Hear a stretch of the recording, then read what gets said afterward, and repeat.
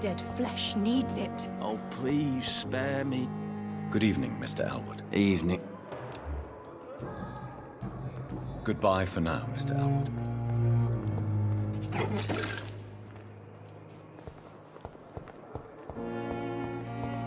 Simpletons, these nurses. Bred with no respect.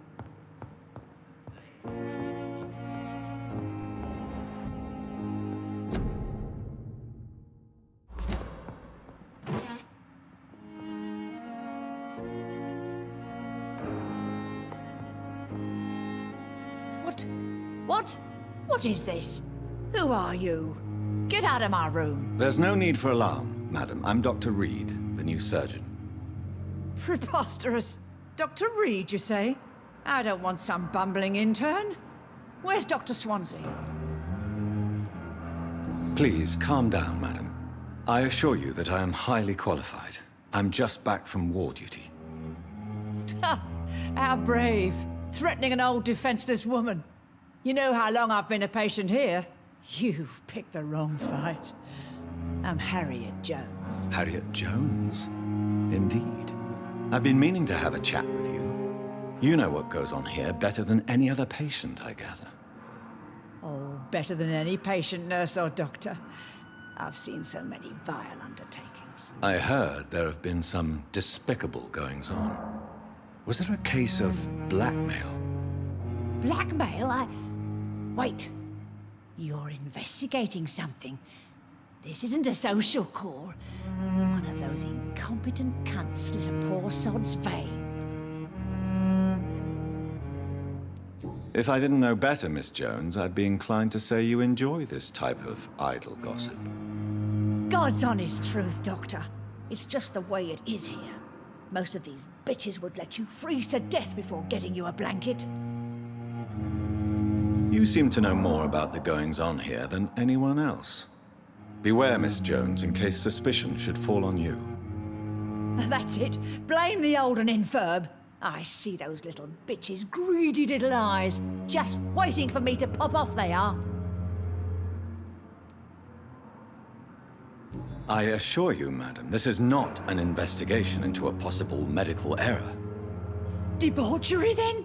Nurses Crane, Hawkins, Brannigans, whores, all of them. They can't keep their legs shut. I've seen them scratching slutty sores. Really? Well, if you have irrefutable proof, I'll not have the staff behaving in such a manner here. This is your business, Doctor, not mine. But I swear one of the nurses is cavorting with some man on hospital hours. Thank you for your time, Miss Jones. You've given me something to go on. See you on the next round.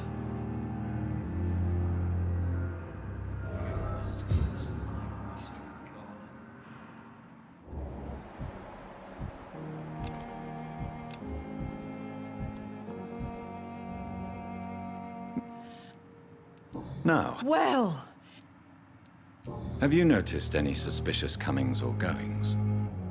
it would be a great deal easier to make a list of things unsuspicious in this house of charlatans. Everyone here is very capable. I have not seen any instances of unprofessionalism. Thieves and murderers, the lot. People have gone missing here, you know. Poof, without a trace. Come now, Miss Jones. Surely it's not that bad. Have you no eyes? This hospital accepts all manner of souls, regardless of origin. The proper sick cannot heal. We're kept sickened by the refugees. If you could just tell me why you were admitted. It's terrible, Doctor. What with a pain in my chest, coughing up blood, and I get awfully tired. Wouldn't be so bad if I hadn't lost my house and all. I see. No one comes to visit, you know. Not even my own flesh and blood. I'll come and visit you shortly. Good night, Miss Jones. The patients and staff might know something. I'll start my investigation with them. Good evening, Nurse Hawkins. Good evening, Dr. Reed. What can you tell me about the strange man visiting one of the nurses during her shift? Let me guess. You spoke with that old shrew, Harriet Jones. Do not pay attention to her, Doctor. She's full of fanciful tales.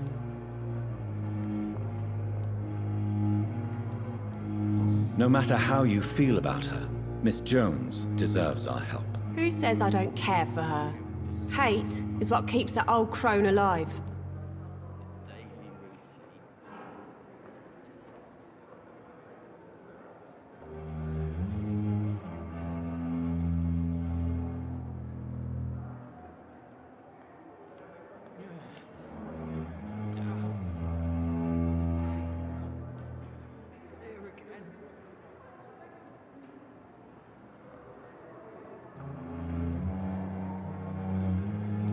She could have been telling the truth about the mysterious man. That old witch will end up in hell soon enough.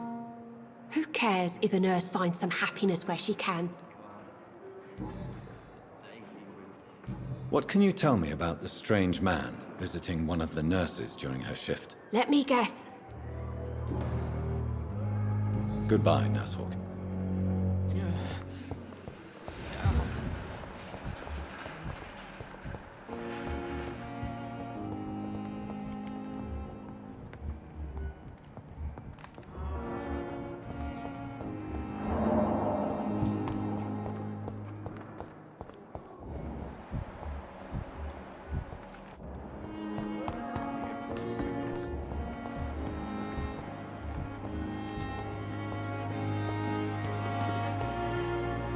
Good evening, Nurse Brannigan. Good evening, Doctor.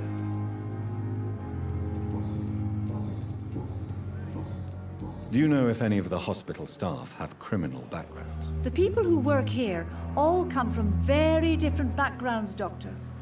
Just like the patients.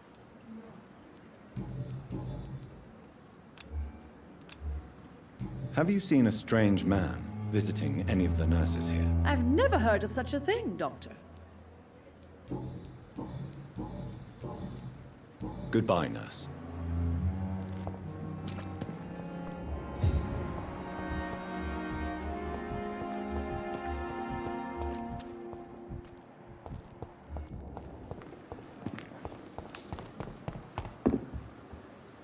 Is our little mystery closer? I think of nothing else. My situation is delicate.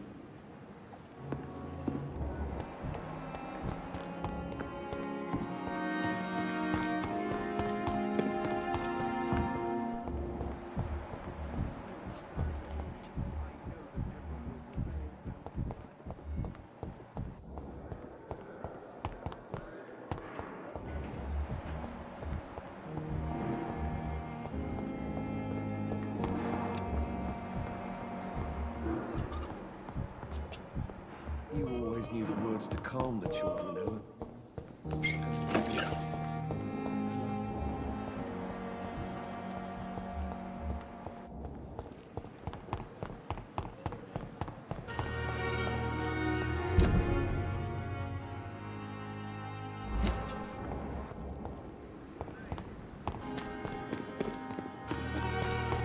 I cannot enter. Never ceases to amaze me.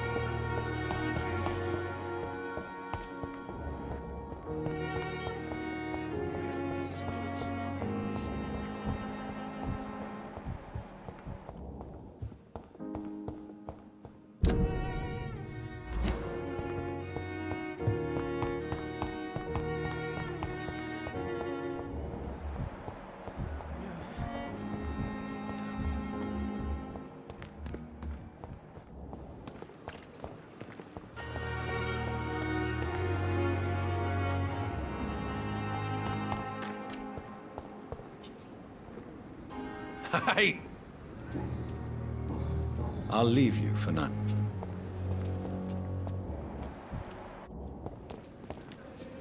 Please, sir. I need help bad. What's going on? I'm Blight, sir. Newton Blight. I've lost my mate. Can't find him anywhere. I'm Dr. Jonathan Reed from the Pembroke Hospital. Please, calm down and give me more details. Oswald and myself were both infantry, sir. We were en route for the hospital, but we had a disagreement. And Oswald ran off towards the canal. How long have you been searching for him? I can't go there. Too many rats by the water. Fucking rats. Can't stand them since the war, sir. Can't stand them at all. Don't be ashamed, Mr. Blight. Many soldiers who survived the trenches suffer from musophobia. I'll see what I can do for your friend. This is a dangerous part of town. What are you doing here? We were looking for the Pembroke Hospital. We both need help. Treatment, I mean. To get some sleep. Just need to feel better, sir.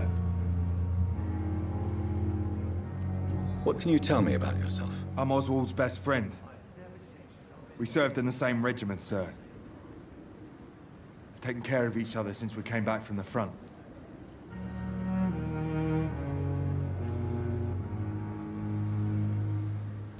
What can you tell me about your friend? His name is Oswald Thatcher. We survived the war together. Oswald is nervous and quite fragile since we came back from the war. Where was your friend the last time you saw him? He went down by the canal. He didn't want to go to the hospital. I think he went to the sewers on purpose. So I couldn't go after him. I have all the information I need for now. If I find anything out about your friend, I'll let you know as soon as I can. Thank you, Dr. Reed.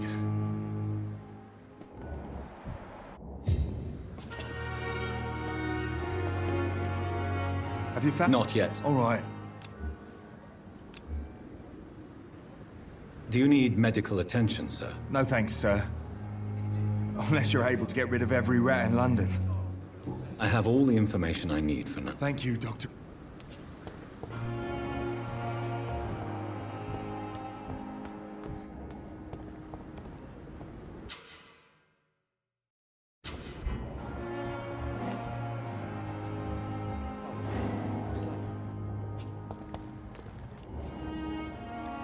You're sure you don't come back with me?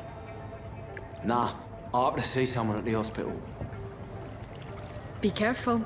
You look so bad they may keep you as a patient. Fuck 'em. I don't like hospitals or doctors. Well then, when you go back to Whitechapel, you may find this useful. What is it? A pass for a free medical exam by the best nurse available. Just read it. I don't read well, but thank you, I guess.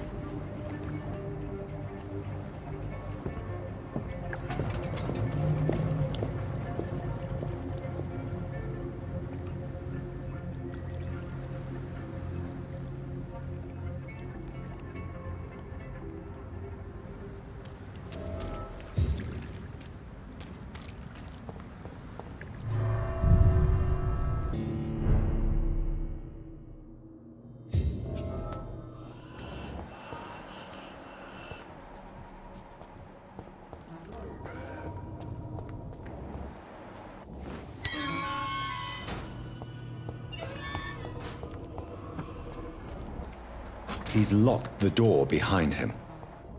I need to find another way to follow him.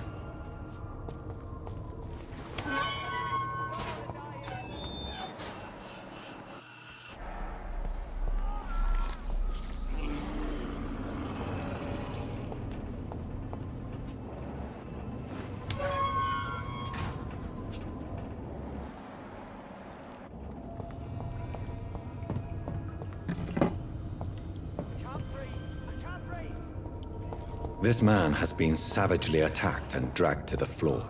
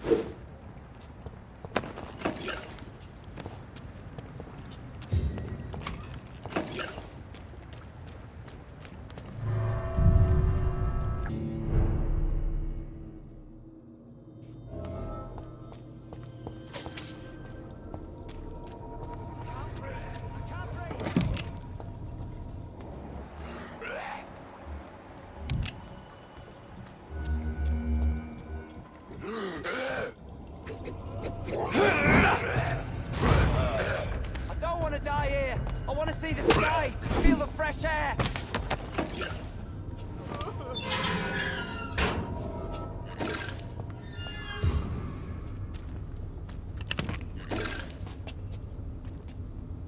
Are you injured, sir? Help me get out of here! I need to get out! I'm Dr. Reed, and I'd be glad to help you, but you must calm down first.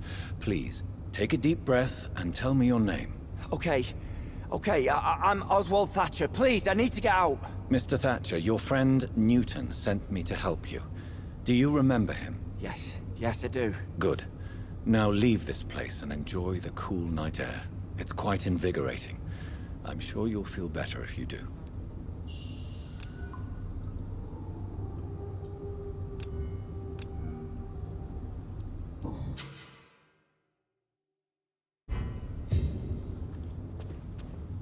Are you sure you're all right, sir? Yeah.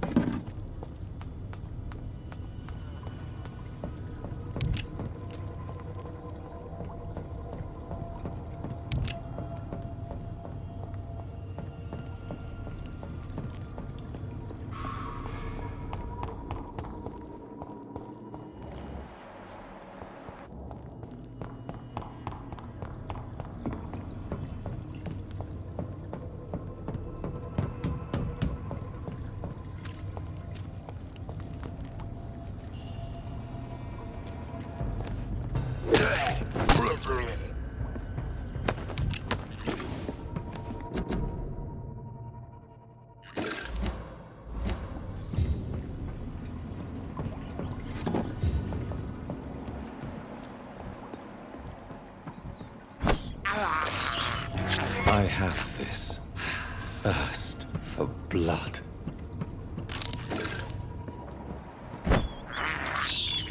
This is despicable.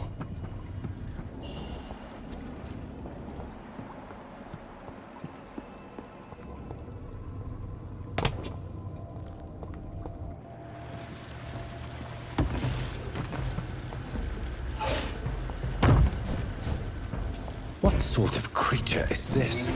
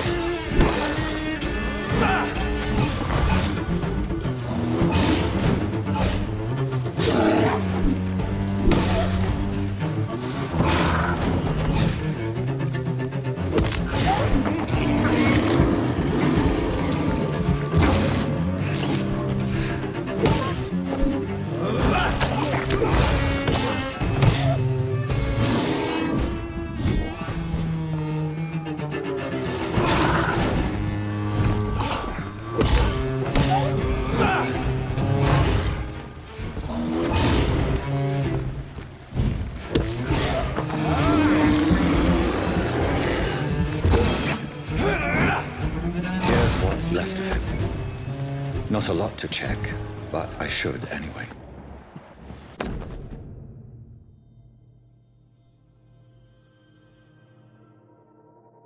Some voucher for a free checkup in Whitechapel. What is Nurse Crane up to? I really must find her.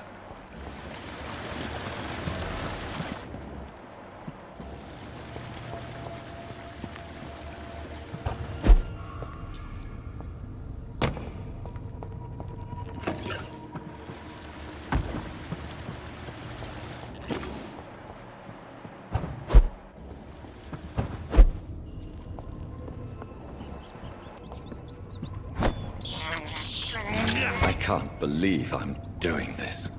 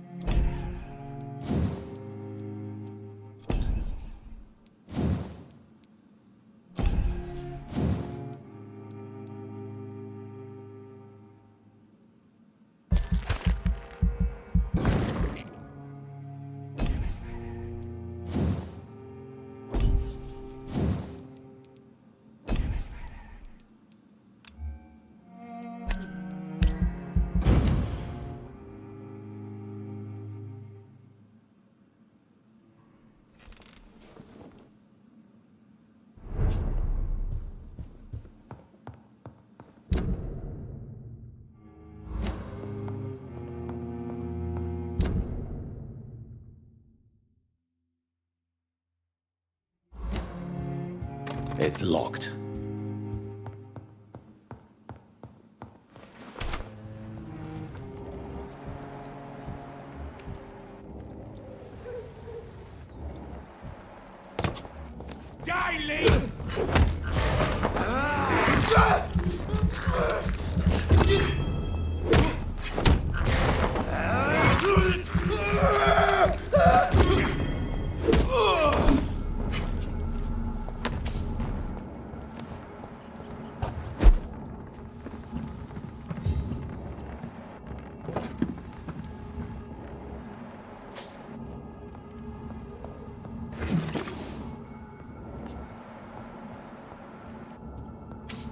I cannot enter.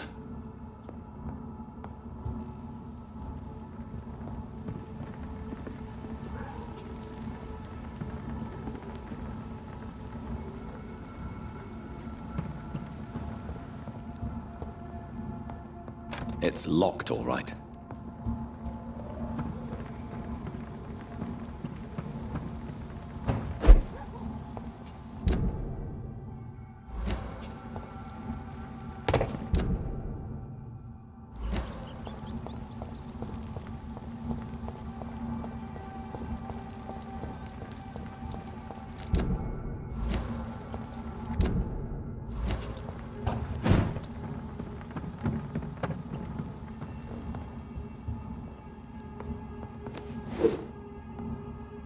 I cannot enter.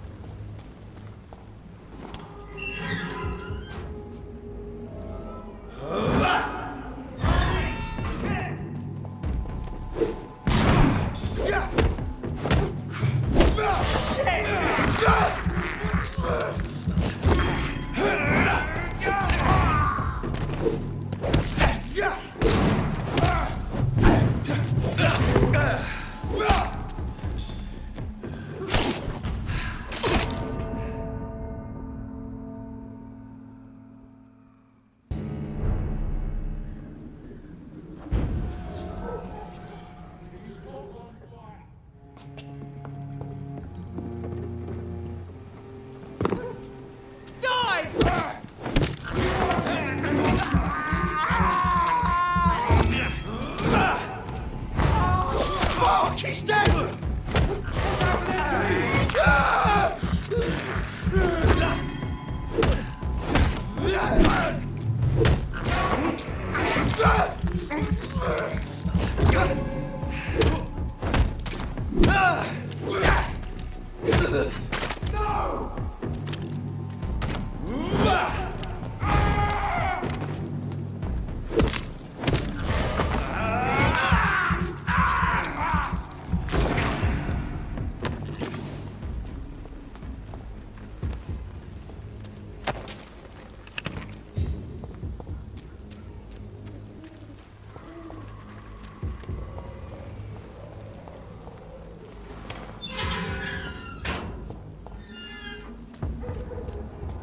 He's mine!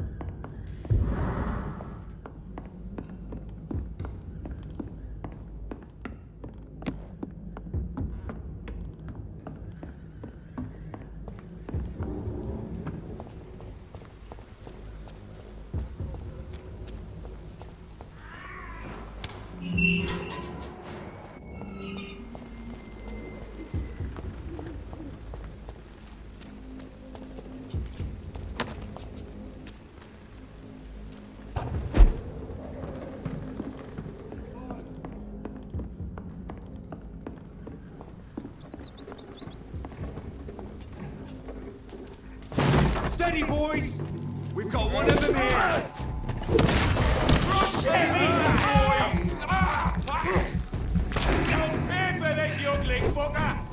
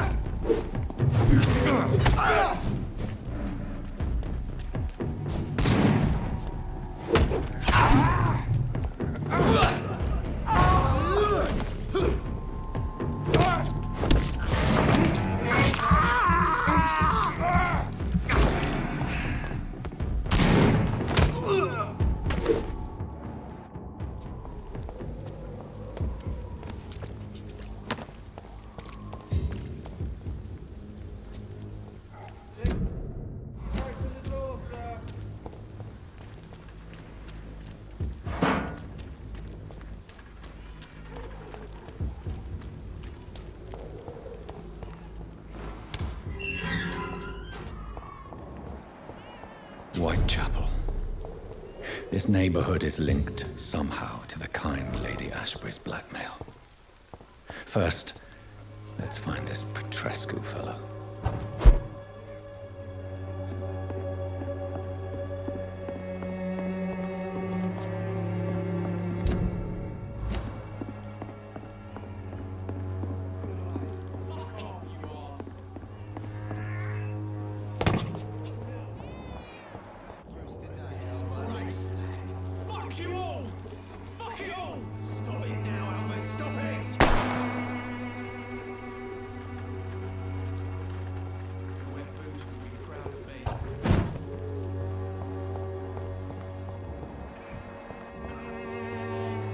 What? Shooting a boy in the middle of the street.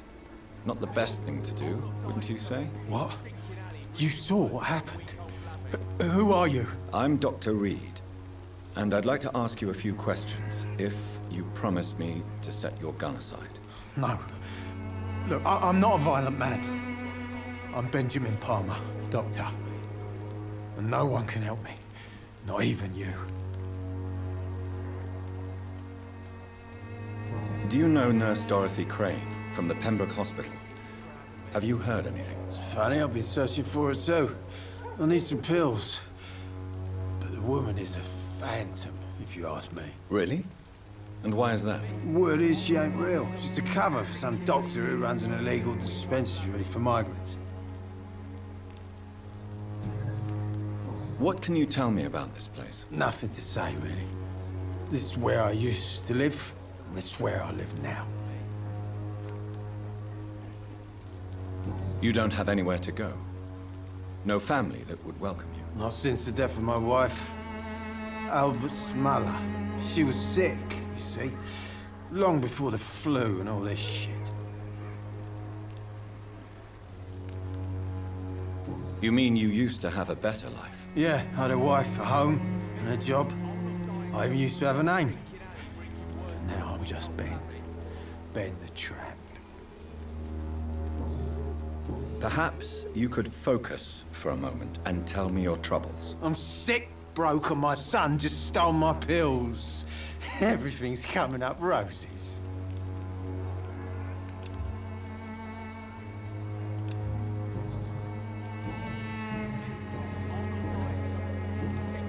Whatever the boy did, I'm sure he didn't deserve a public execution. I swear I didn't want to hit him. It's just that I'm sick in the head, you see, and the boy just frayed me last nerve.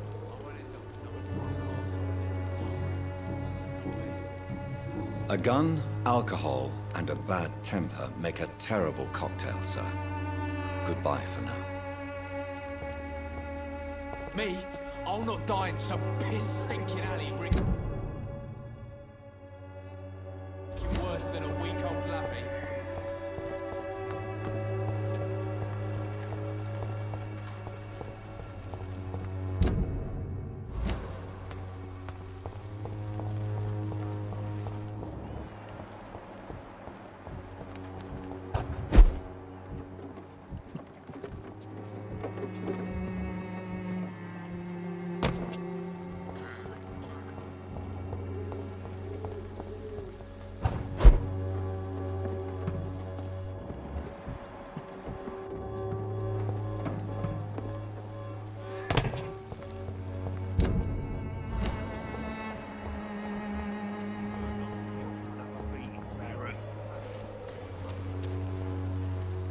Excuse me, sir. I have a few questions for you. Another journalist? I didn't answer the first one, so piss off! I'm not a journalist, I'm a doctor. A doctor, you say? It's quite a rare breed in this part of town. Really? But still, here I am. Dr. Jonathan Reed, at your service. I'm Joe Peterson to some, but Colossus Joe to most. And I don't remember asking for your service, sir.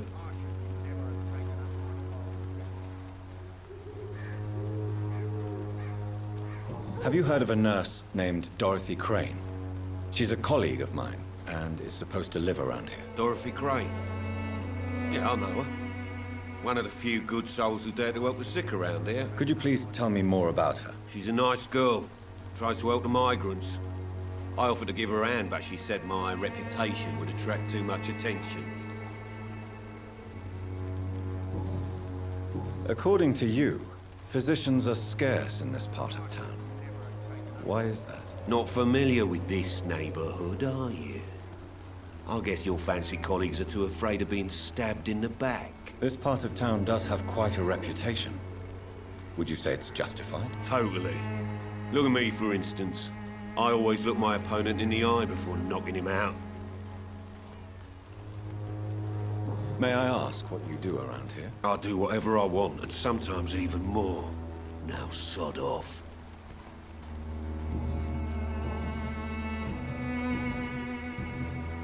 Goodbye, Mr. Peterson. You... Goodbye, Mr. Peterson.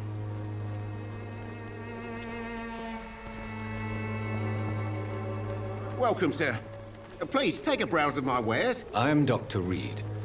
I would like to ask you a few questions, if you don't mind. Doctor? Interesting. I'm Barrett Lewis. Usually I don't have time to waste with talk, but at this hour of the night I can hardly refuse. Have you heard of a nurse called Dorothy Crane? Nurse Crane? So the bitch really is a nurse, then? Always thought she was just some crafty foreigner, that one.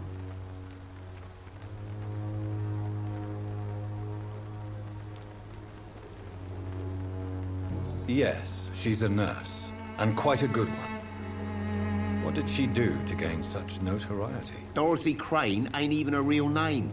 Something like Dorothea Craniu. Something like that. Came to England fleeing the war, I was told. That doesn't explain why she irritates you so much. Your precious Nurse Crane gives away medical supplies and prescriptions for free. I offered to sell it for a fair cut, but no. Miss Crane wanted to play the quiet saint. How is business around here? Business? I had no business.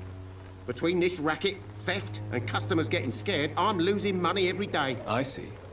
Sounds like you blame someone in particular for your situation. It's no secret Joe Peterson spends his time harassing merchants. But with me, he's trying to put me out of business once and for all. As a merchant, you see Whitechapel every day. Have you noticed anything out of the ordinary recently? What you mean, besides the epidemic, the war, and all the usual crap? As long as I can remember, this part of town has been a bottomless pit, and no sign of the bottom yet.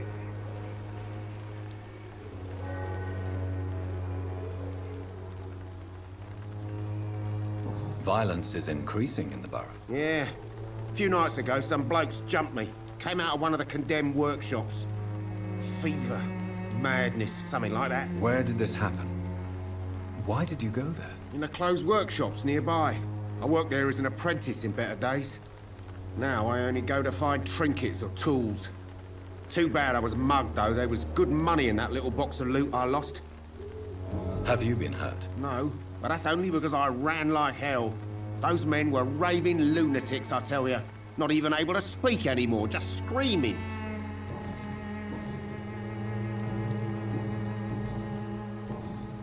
Right then.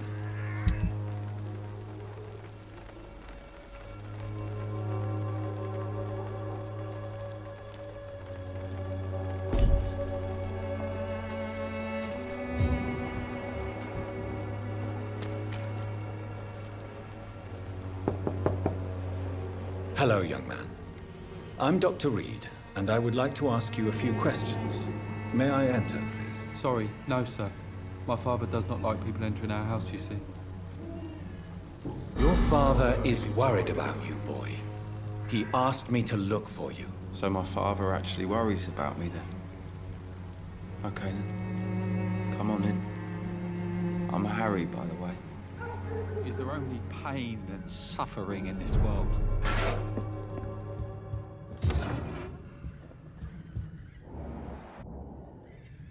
So, may I ask you a few questions? I'm not bothered. What could be worse? Do you know Nurse Dorothy Crane from the Pembroke Hospital? I'd like to know more about her. Yes, I know her. She came here to examine me when I was very sick. She said I should go out more. How do you feel? I'm fine. I mean, it's not easy every day, but I'm fine. I'm just tired of being sick all the time. If only I could be tough like... well, you know. Speaking of which, what can you tell me about your father? My father is an idiot who makes idiot things. That's all I have to say. Forgive my bluntness, young man, but you don't seem happy living in Whitechapel. Why should I? I never wanted to come here in the first place. It was my father's decision. And look around you. Does this look like a nice place to live?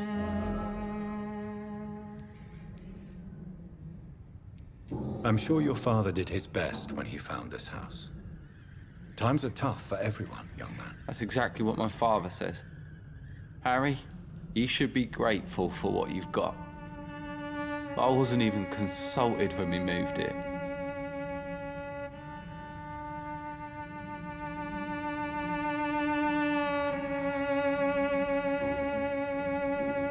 If life here is so terrible for you, why don't you just leave this place?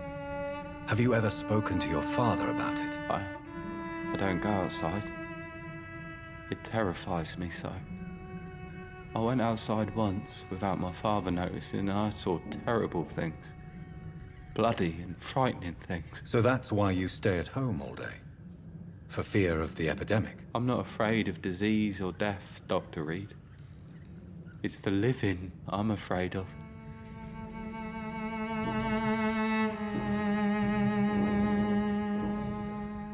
Goodbye, young man. Even my dream, hope and gloom.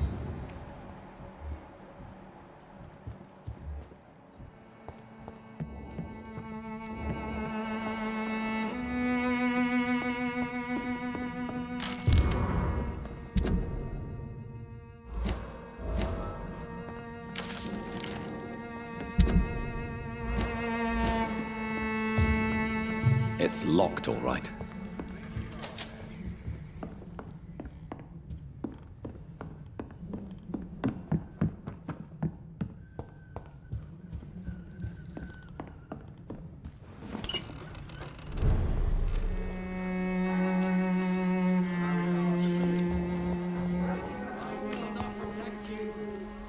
Don't be shy, handsome. What can Christina do for you? I'm not looking for what you're selling. But I'd like to ask you a few questions, if I may. I'm a doctor. Dr. Reed. All right then, but be quick. Though I usually get paid when I open my mouth. Do you know Nurse Dorothy Crane from the Pembroke Hospital? Anything you can tell me about her would be helpful. I don't know her, but I know her name is Dorothea Crăciunescu. She came from Romania like me and many others. You seem to respect her. Dorothea helps the sick people of Whitechapel. Everyone should respect that. Christina, have you been examined?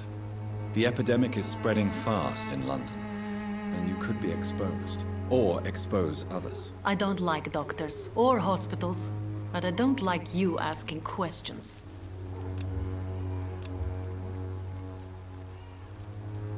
Considering your line of work, I assure you it is only a matter of time before you have health issues. If it is going to happen, it will happen. Right now, I need money. That's what's important. You can put your own life in danger, that's your decision. But what about your clients? If you're contaminated, you will put them in danger too. And you think that would worry me?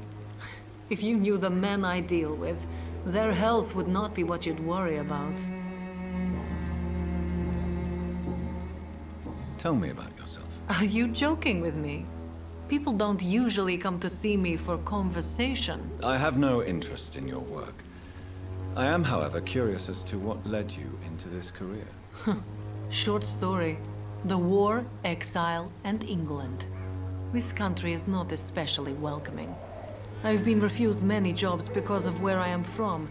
I had few options left.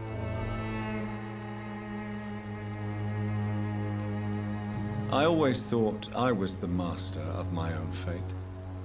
But now I know we don't always have control over our lives. I don't judge you. You know, this money is not only for me. I have good reasons to need this money quickly, but it is not your concern, Doctor. Goodbye, Miss.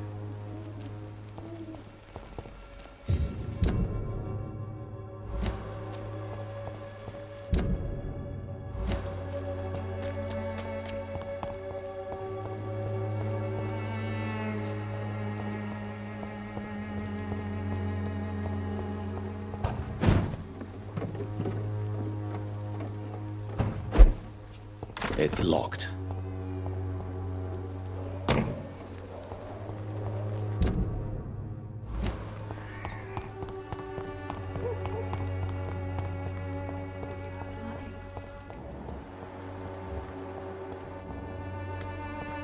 When science fails you. Good evening, miss. Good evening, sir. Are you interested in a miraculous cure for this unknown and deadly epidemic? Actually, I am. Then you have come to the right place. The famous Swanborough cordial is all you need to help keep you in perfect health. Oh, really? Why didn't I hear about it during my studies? I'm Jonathan Reed, by the way. Dr. Jonathan Reed. Ah, my brother has spoken of your research, sir. I'm Loretta Swanborough, and it's always a pleasure to meet a fellow healer. Do you know Nurse Dorothy Crane from the Pembroke Hospital? I'd like to know more about her. I don't like to talk about competition. Competition, you say? Never met her, but it seems she provides some sort of medical care to the poor. The whole thing has to be some sort of scam, if you ask me.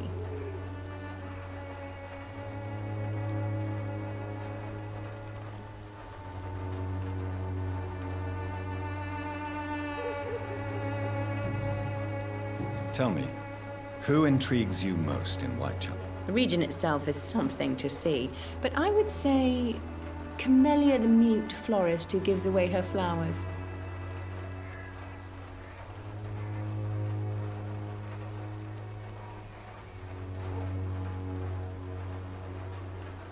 What do you think of the locals? Most of them are afraid or desperate.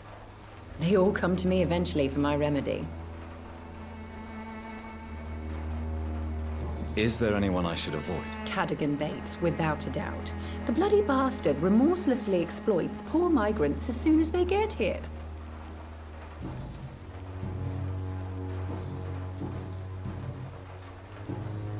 I'd like to see what kind of medicine you're selling.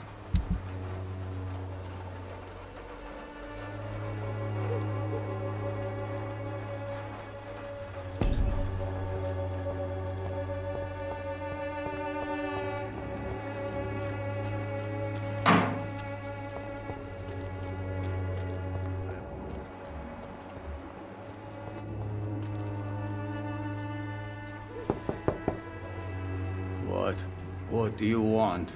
Leave me alone. Good evening, sir. I'm Dr. Reed.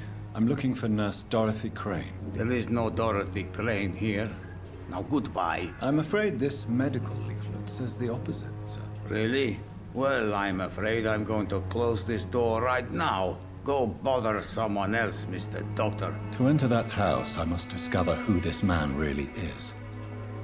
Maybe I could start by observing what he's up to.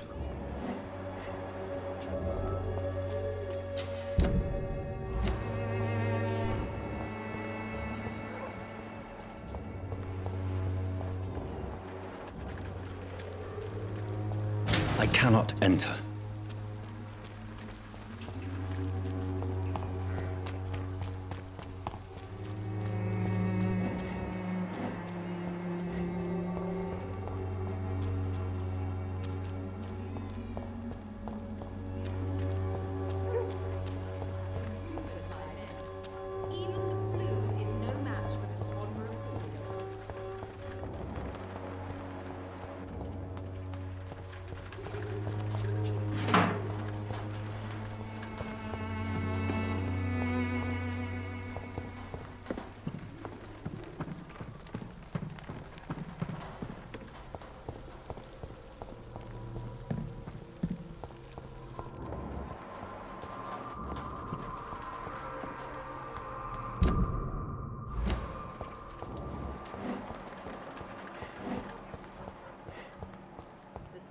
cordial can be the answer to all your...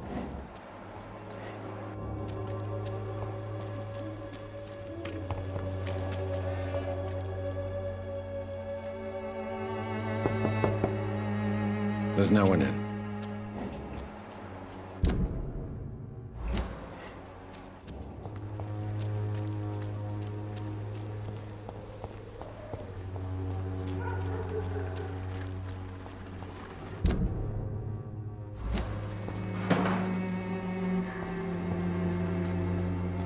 It's locked.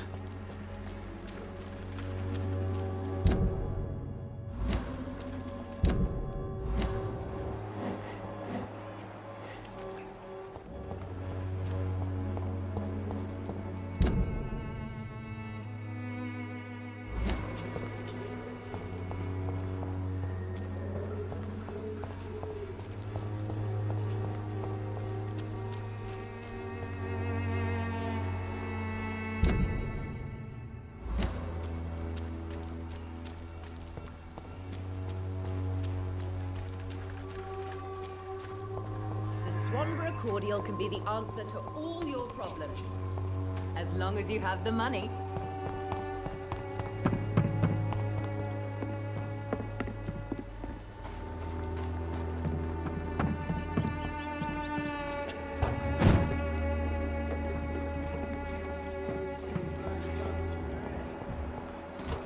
Drugs from the sick and suffering won't end up another drug hospital.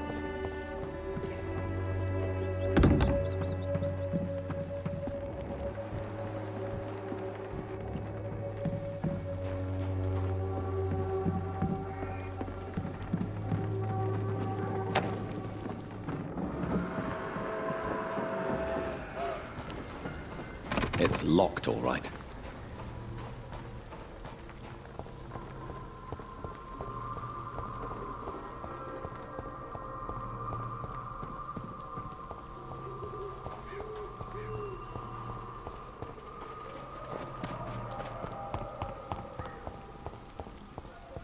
When science fails you, this elixir will give you faith again. The wet boots will be proud of me.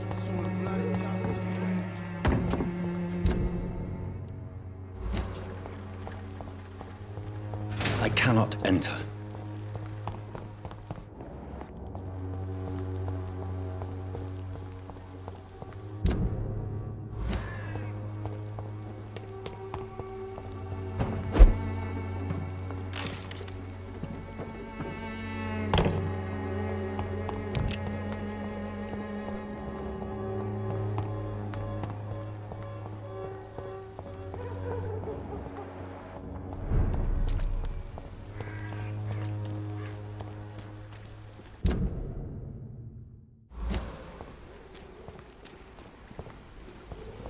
More and more of these bloody leeches every night. Aye. The guards recruit more and more every year.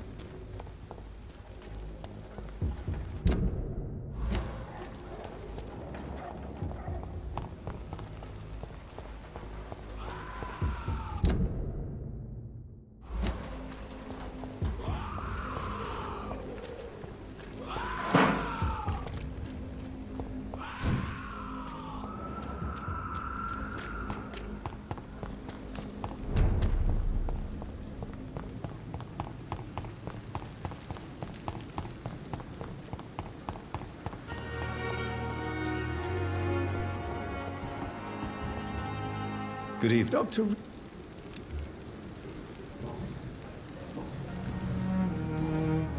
Goodbye, Doc.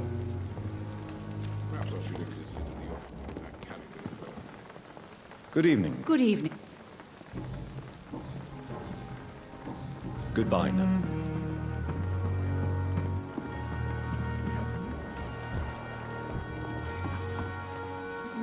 Good evening, Goodbye, Milton.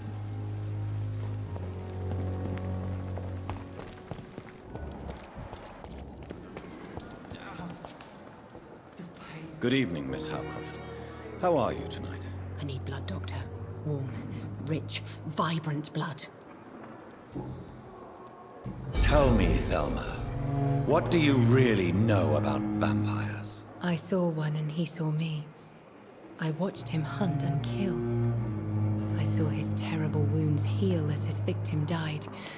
And then I knew I was saved. You mean you actually saw a vampire? Here in London? Yes. And it has been the answer to my pain. I must drink and kill to regenerate my decaying body. I am a vampire too.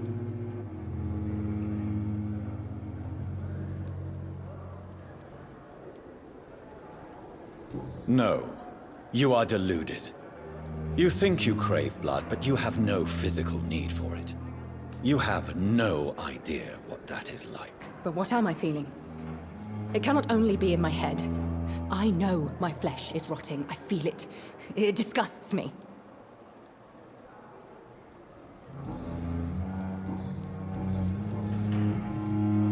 I have made inquiries about the men who were tracking you, Miss Howcroft. I did not expect a mortal to have this sort of courage.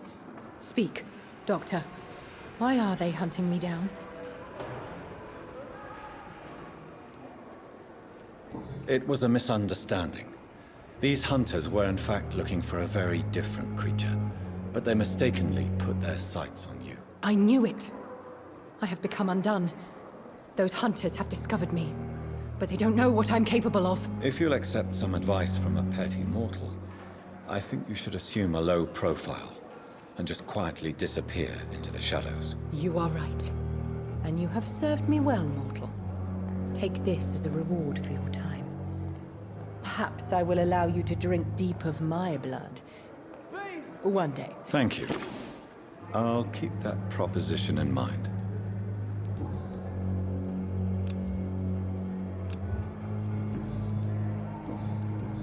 I'll leave you, Mistress of the Dark, to your nocturnal activities.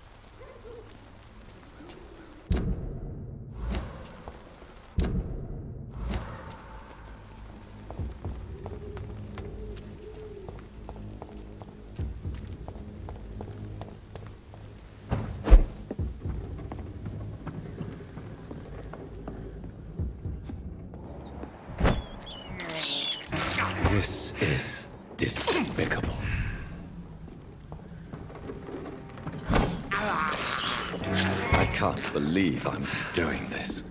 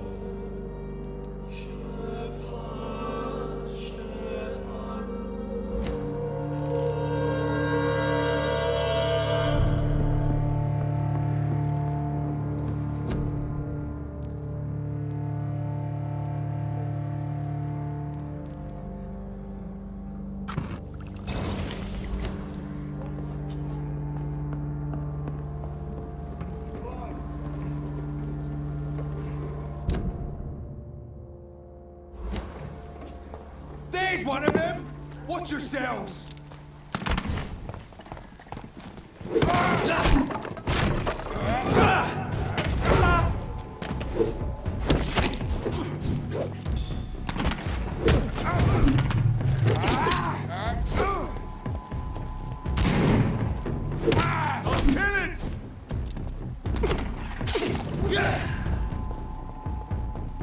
That's gonna hurt, Burby! Hey, boy! Not one of them! You're scared for this, you ugly fucker!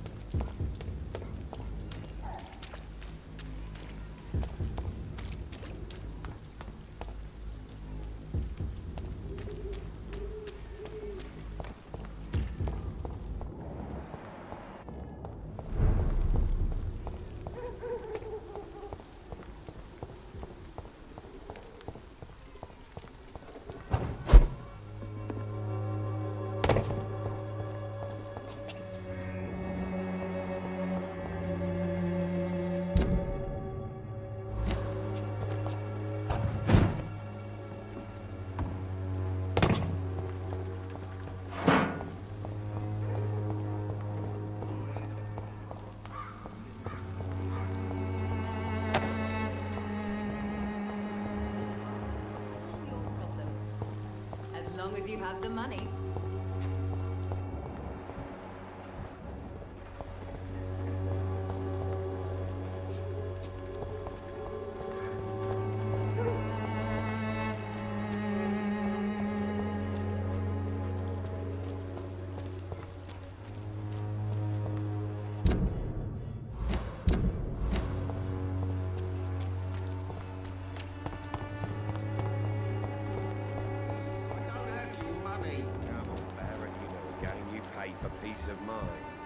Can't you just look the other way this week, Joe?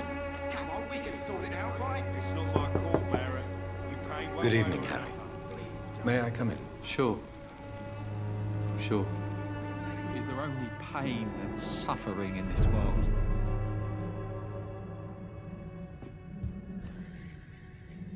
So, I'm not would it ease tensions with your father if he got an honest job? Because he tried, you know. I can't say. I'd be glad if he dropped his thuggish activities, but I'm not sure it would be enough. Why is that? Sometimes I suspect it's me, Dr. Reed. Or it's this life. It's like I can't find my place. Do you need any medical help, young man? Yes, I do. I feel so tired. I don't know if it's the epidemic, but everything seems so hard. You'll feel better with this. But you need to get a grip, young man. Medication alone won't cure melancholia. I'm not sure I'm happy with the idea of living long in a world like this. But I thank you for your concern, sir. Do you need any medical help? I'm feeling... Goodbye, young. Even my dreams are soaked with glue. You again? How did you become the local bully everyone is afraid of, Joe? There's no pride in roughing up poor bastards. But this is the only job I've found. And it pays well, too. A job? So you're racketeering for someone else? I got enlisted by the Wet Boot Boys, a gang from the docks. I'm their muscle for their dirty work. Most people don't become thugs when unemployed. This is a choice you made. I don't care what you think, sir. I do what I have to do for my own reasons, and that's that. I'm not sure Mr. Lewis would agree with your by all means necessary philosophy, sir. Oh, do you really think he's the poor victim here? Barrett can be as sneaky as anyone. Long ago, I even called the bastard my best friend.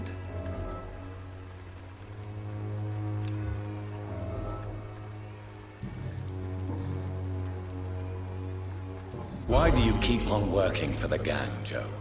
You know it doesn't suit you. It's true, I hate this job. And I know I made some bad choices, but I'm a wet boot boy now. And people won't forget it. You could leave tomorrow.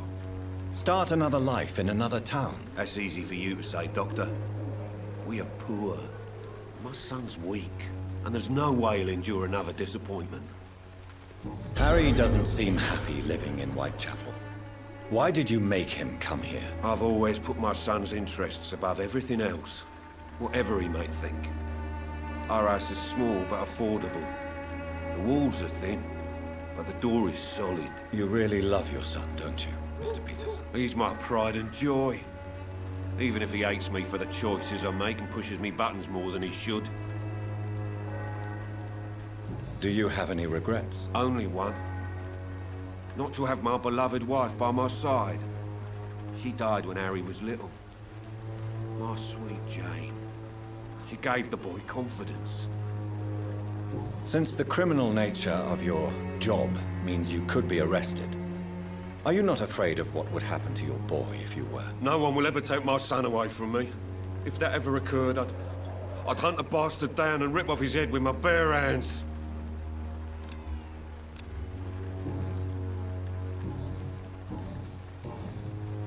Goodbye. Fancy You never look... What do you know of Harry Peterson? The boy seems so fragile.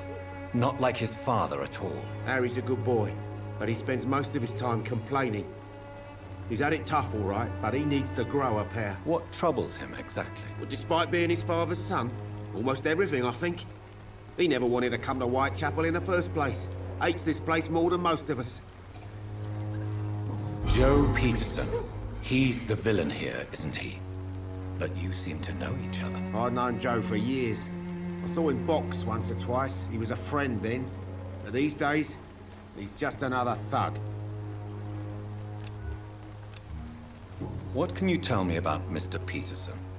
Besides his behavior toward you, obviously. Colossus Joe was a decent boxer, good one even.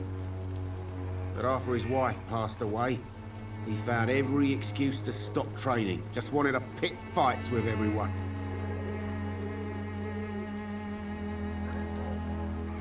Without making excuses for him, it's safe to say that despair can poison even the sanest mind. We've all had some rough times, ain't we?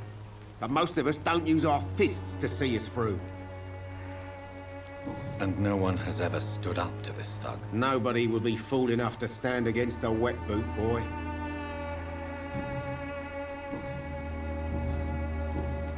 Right then.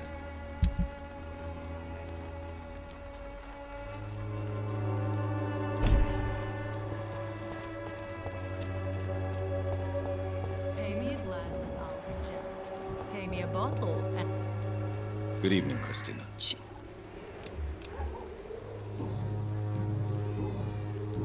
Do you need any assistance, Miss Popper? It depends on the price of your medicine. I am shocked that you would think I am that sort of man. Forgive my suspicion. I'm so used to liars with good manners. Thank you, sir.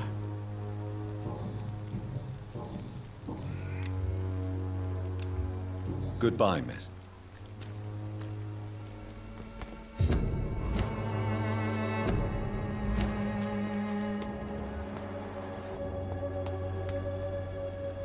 Forgive my interruption. Do not apologize, my son.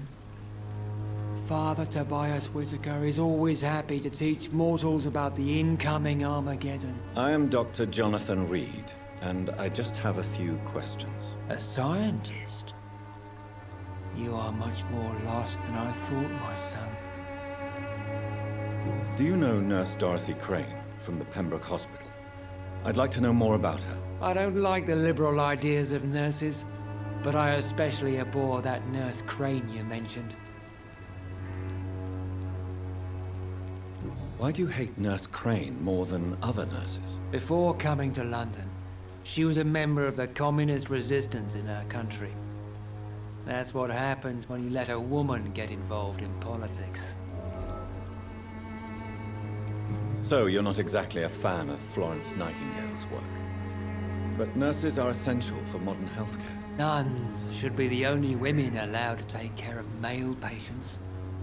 It's obvious only they have the necessary moral fiber.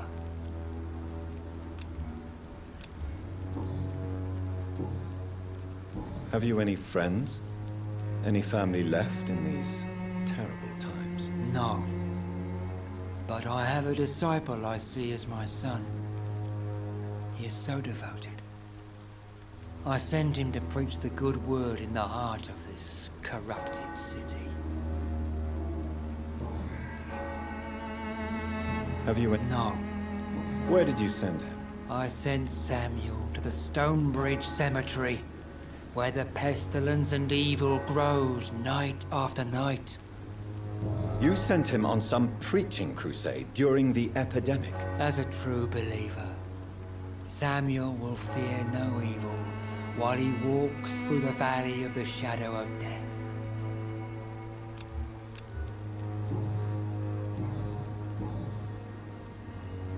What do you mean when you say that I am more lost than you thought? All scientists are entangled in a world of causes and consequences, and most of them can't see the plain truth. Quite a judgmental opinion, if you ask me. But what do I know? Blinded by science as I am. But you are seeking answers, aren't you? Answers about the Armageddon about to strike the city. Answers about the hidden truth. Well, I suppose I can spare a few minutes listening to your so-called truth. As a doctor, you must be aware of the decimating epidemic. But let me tell you that this so-called Spanish flu is just the beginning of the end. What do you mean? The beast is finally revealing itself, corrupting the flesh and the heart of men. With my own eyes I have seen them, those minions from the abyss. Really?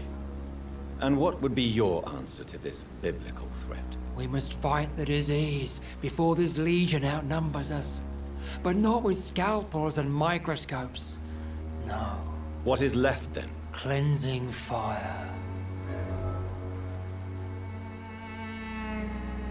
Tell me, Tobias, what exactly is your plan concerning the cleansing of this city? God will recognize his own.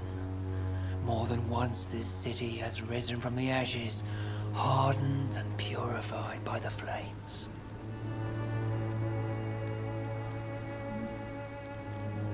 Purification by fire has proved useful, but where do you stop?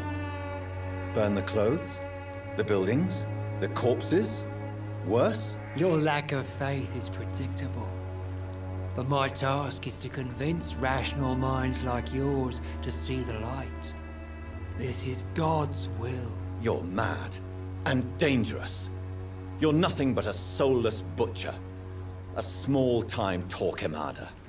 The Savonarola of Whitechapel. My son, if you think salvation is a free gift, go listen to the lies of that pompous fool, Joseph. Joseph, a fool? Vicar Larrabee of St. Mary's Church.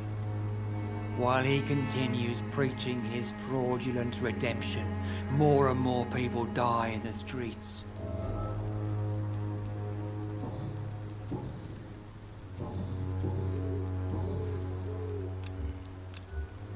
I have heard enough for tonight.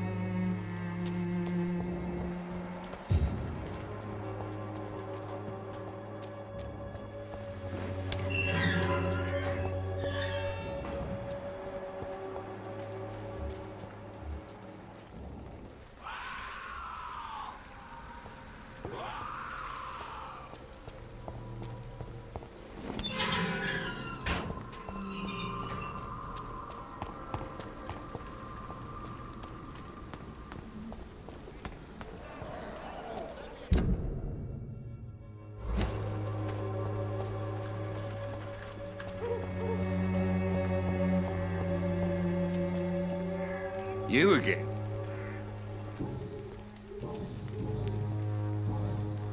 Goodbye. I should never have taken up my father's business.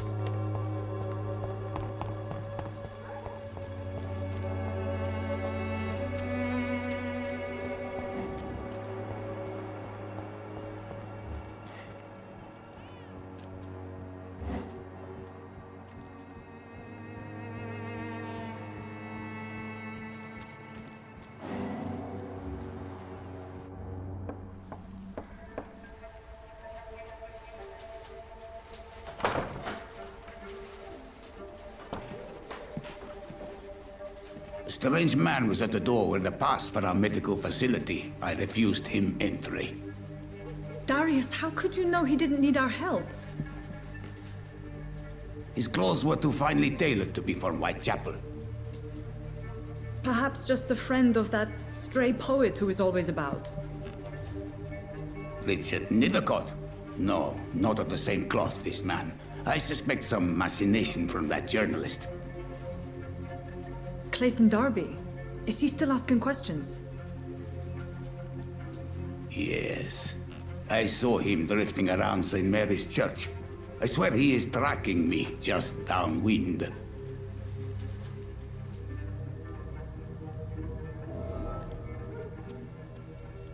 I must talk to that journalist or the poet. They must know about Darius. Nearby the church they just mentioned.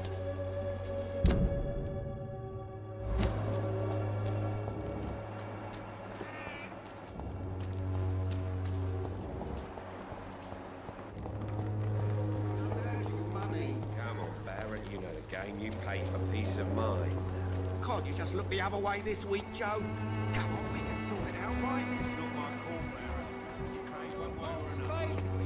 Imprisoned by your daily routine. Excuse me, sir. Are you familiar with this part of town? Name's Clayton Darby, reporter. Sorry, I'm new to Whitechapel. But perhaps you could help me since you're a journalist. My name is Jonathan Reed. Dr. Reed, the famous surgeon. I'll gladly help if I'm able, sir. What is a journalist doing in this borough after sunset? He goes where none of his colleagues would dare to go, to inform the country. So you risk your life to reveal the truth. I saw many reporters do the same during the war. Whitechapel is the crucible of so many untold stories and tragedies. I want people to know them. That's quite honorable of you. But is the public interested? Not at all, sir. And that's why I'm an independent journalist, hoping to sell some stories.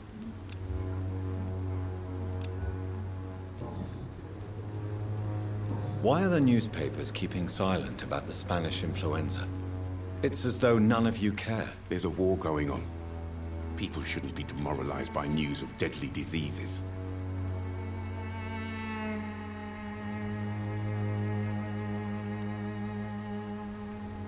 I served in France. Our top priority must be to put an end to this butchery. This war must stop now. Sir, streets are a battlefield too. An invisible and untold war is going on, and it must be stopped. Have you any idea of the danger you face in these streets at night? I've had to run and hide more than once from frenzied mobs incensed by the fever. Do you think the flu is really responsible for this, Doctor?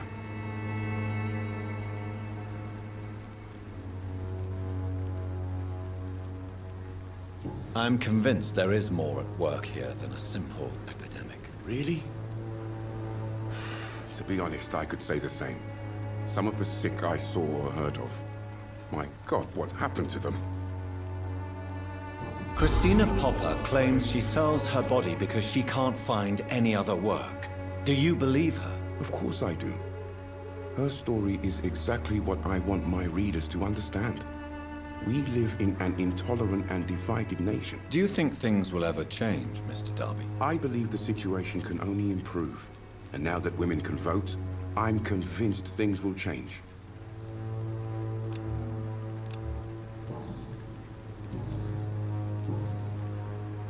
I heard you're investigating an underground medical dispensary in Whitechapel. What do you know about it? Not much, I'm afraid. They are wary of strangers, and I'm not really an acquaintance of theirs. Why do you care?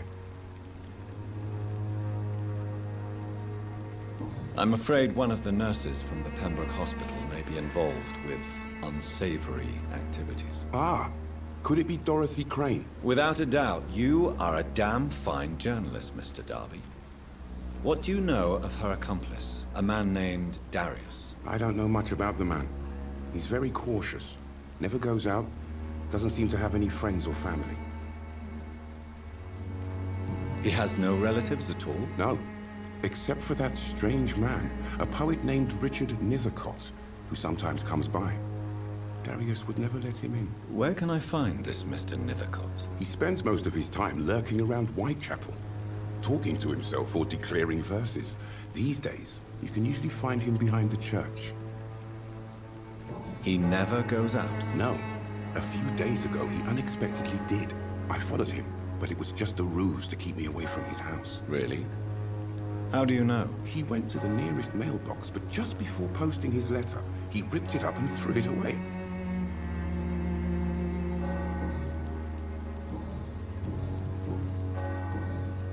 I still have... I don't know much about them. Do you need assistance? That would be nice of you, Doctor.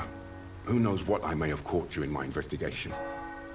If you persist in investigating the most pox-ridden boroughs of London, you must accept the risks. Thank you, sir. I don't know. Goodbye, Mr. Darby.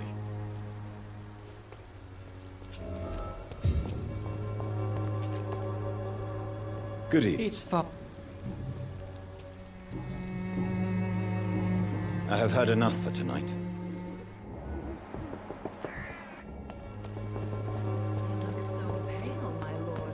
Would you like me to revive you?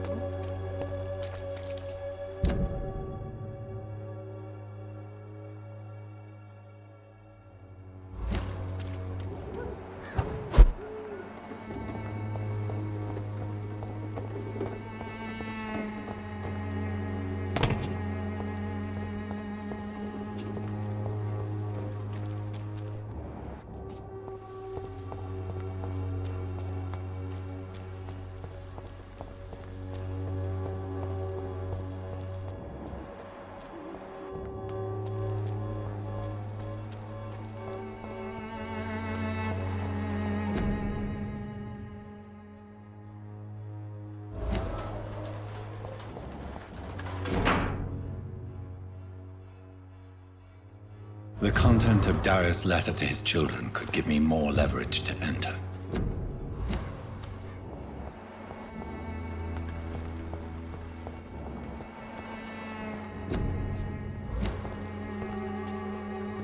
Good evening, miss. I'm Dr. Reed. I'd like to ask you a few questions. I know what you're thinking. A tall stranger who meets a girl in the street at night. It reeks of the penny dreadfuls. But I mean you no harm, truly.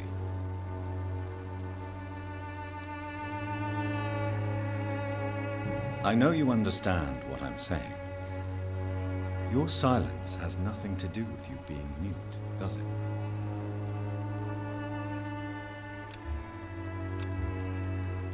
Melia, I know you work for Dorothy Crane. Please tell me about her secret dispensary. A stubborn and mute comrade. Nurse Crane and Darius Petrescu have been clever.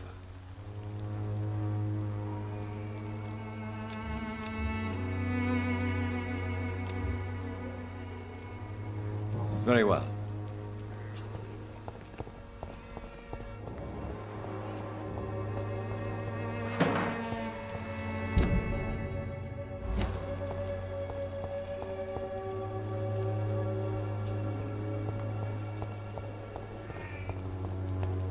It's locked.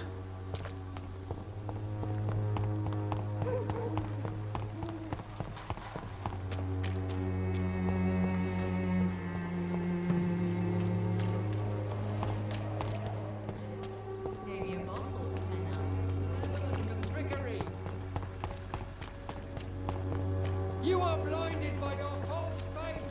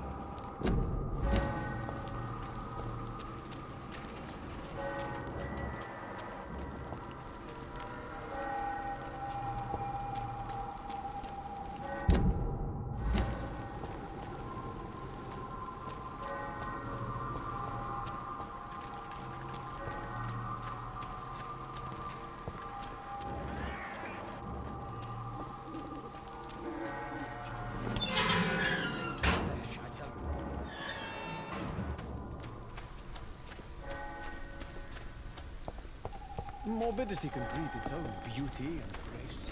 Whitechapel is not just disease, desertion.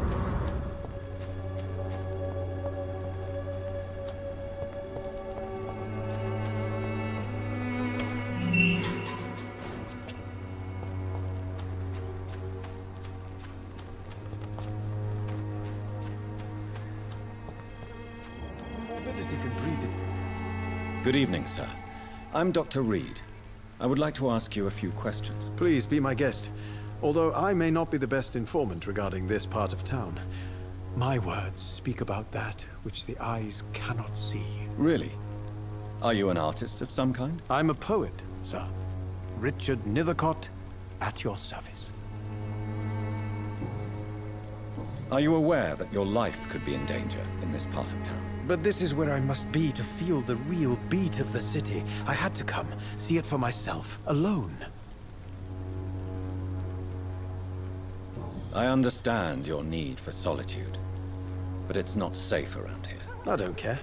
I don't have many friends, Doctor, and my family despises me.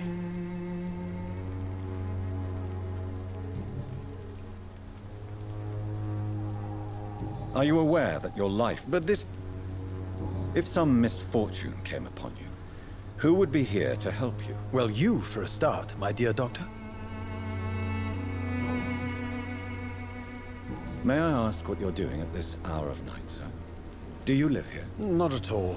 I'm just enjoying the pleasure of a quiet walk. Though night talks are always preferable, if you ask me. Especially with strangers.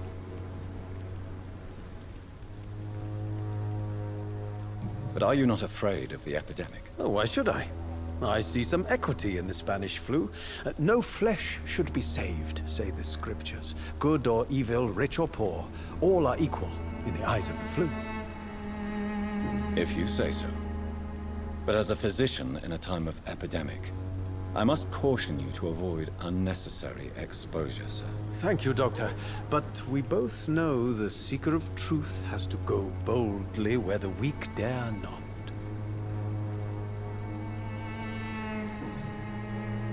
What are your thoughts on the terrible situation in this city? Terrible, you say? No. Of course, the death of so many innocents is a tragedy. But the scourge has not been all bad for the city. Oh, no, sir. What are you talking about? Do you remember London before the flu? Noisy, cacophonic, quiet nowhere to be found. And now, listen to this oddly peaceful silence.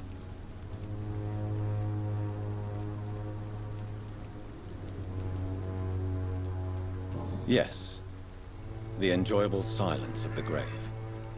You have a unique perspective on the situation, I must admit. Most people fail to understand my perspective. I don't blame them. But how could I call myself a poet if I veiled my feelings?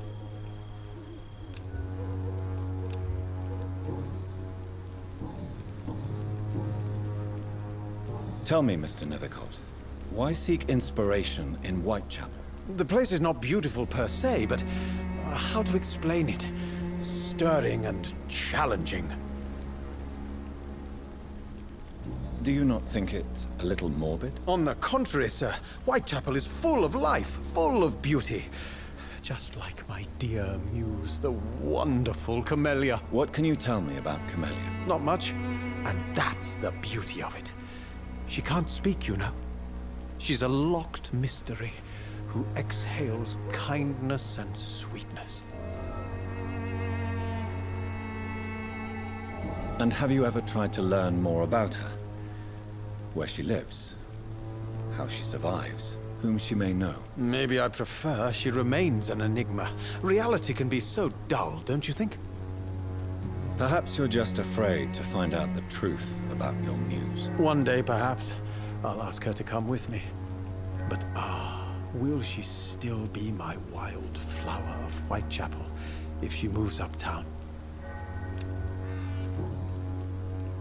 In what way, exactly? The struggle by gaslight, the barren smiles and the arid hunger under the rain. If you say so. Such vibrant antagonism and vivid paradox. The stripped humanity raged across each street. Vivid, of course, yes. And what about the poignant distress? Oh yes, the poignant distress. You see what I mean, don't you? That's what I want to write about, and that's what Whitechapel is made of. Did you know the mute florist is a member of a secret society? No, I didn't. But I thank you for this information, sir. For it only enriches the mystery surrounding the precious Camellia. I fear you are a hopeless romantic, Mr. Nethercott. Guilty as charged, Dr. Reed. Are you not curious? Is there not more you wish to know? That girl has not an ounce of malice in her. Whatever she may be hiding, it's certain to be for the benefit of most, if not all.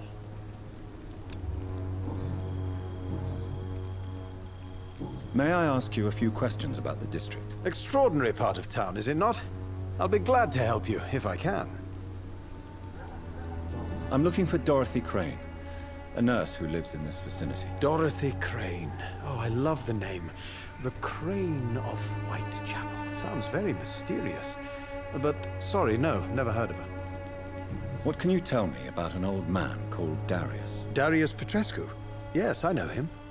At first, I thought he was only a small publisher.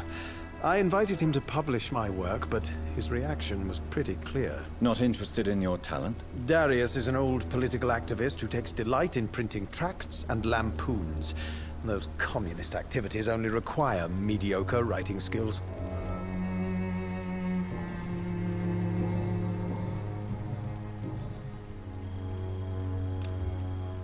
I'll leave you alone.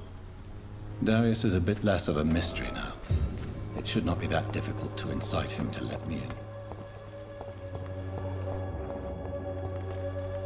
Hello again. Tell me about Richard Nethercott. I understand he is quite fond of you, Camellia.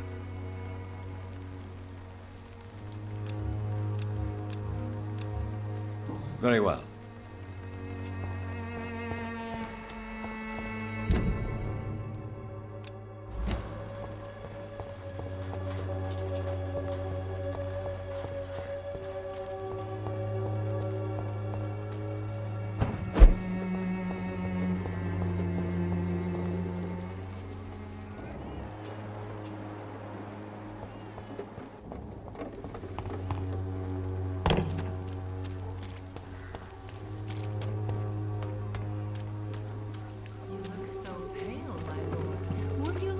To revive you.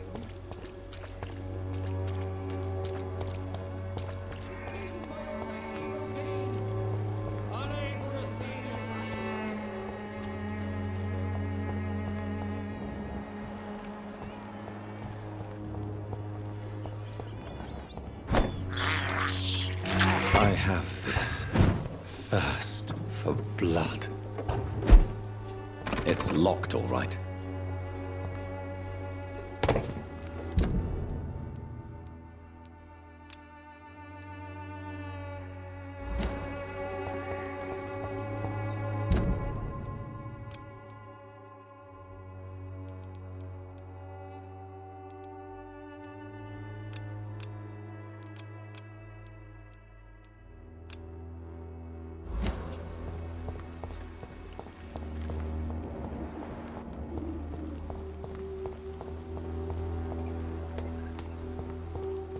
Its effectiveness has been proven by many.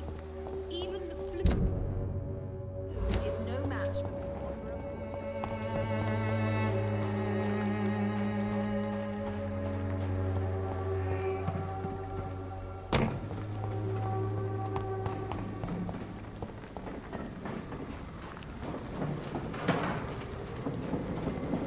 I cannot enter.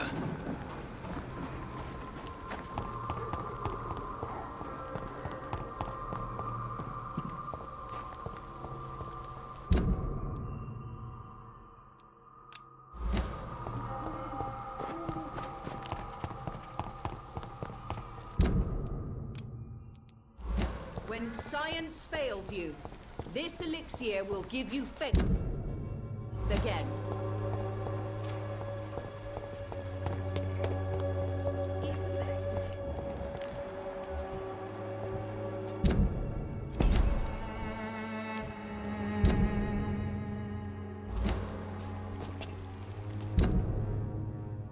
I won't end up another drunk arsehole littering the streets. Not me. Are you all right? The bastard hit the wall next to me. I don't even know if he meant to miss. If you've been hurt, I can help you. I'm a doctor. Name's Albert. Remember it. Now bugger off. Do you need assistance? Please. Feeling tired these days. There you go. Let's hope nobody steals it from you. Very funny. Do you know Nurse Dorothy Crane from the Pembroke Hospital? If you know anything about her, I'd appreciate it. Never heard of her. She's pretty, I'll keep an eye out. What happened? Did you really steal that man's medication? Hey, I didn't do anything, it ain't me.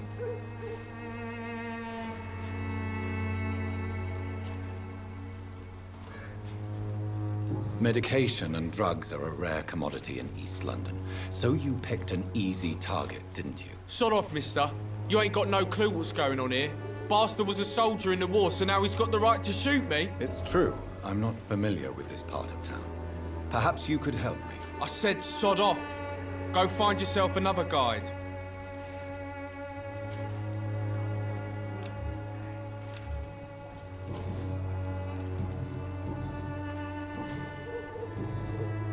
I found the recruiter you were expecting. He's dead, but he carried a note. The Wet Boot Boys have accepted your application. I knew it! I told you I was tough enough. I'll be free soon.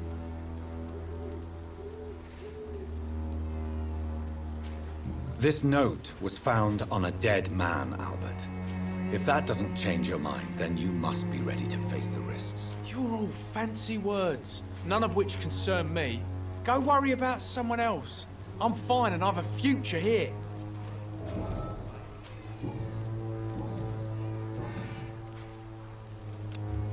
Goodbye, young. How? I'm not your... Goodbye.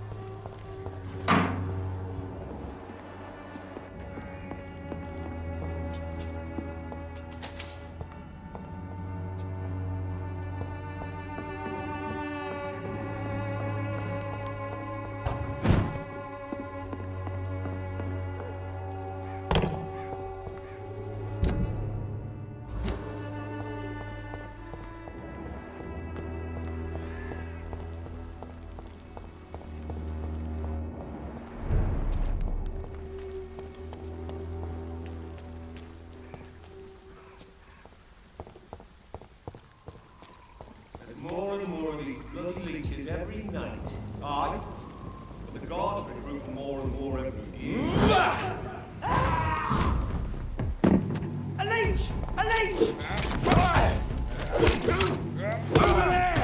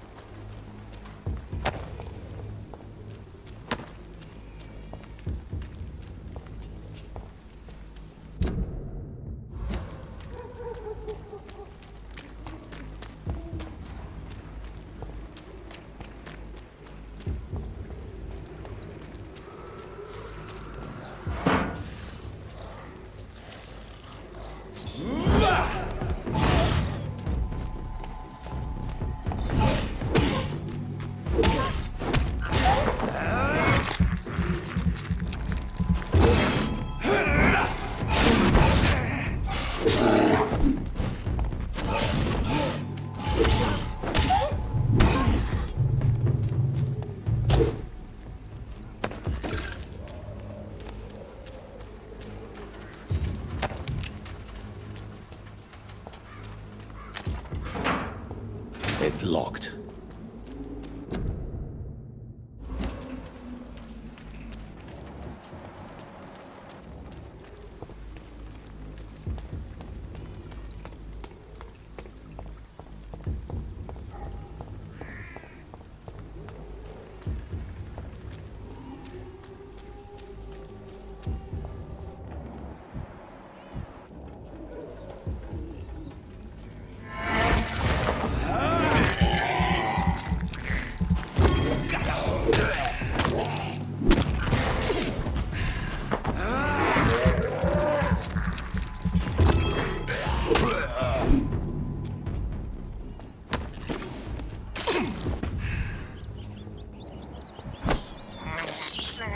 I can't believe I'm doing this.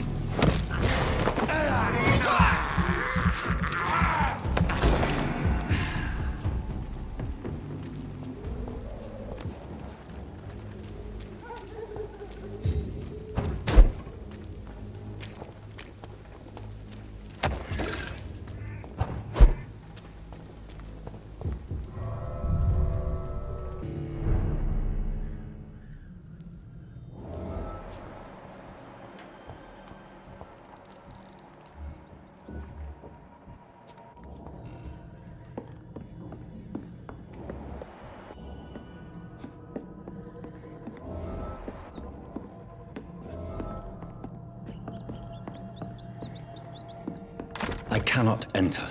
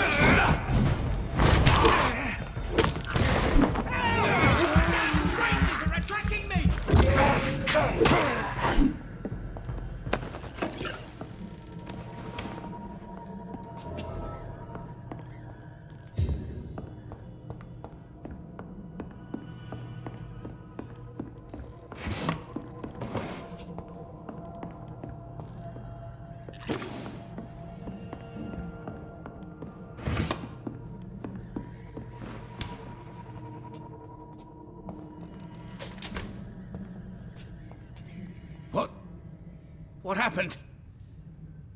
Who are you? It's all right, sir. You're safe now. Oh, a fellow Englishman. Thank you, sir. For a moment, I thought those bloody heathens had killed me. What are you doing here?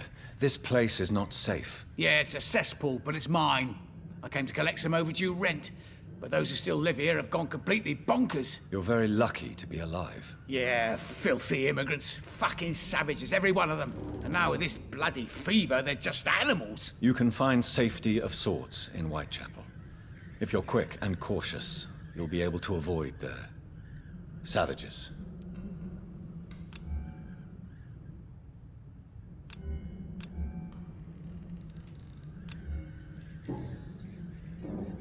You had better Safety.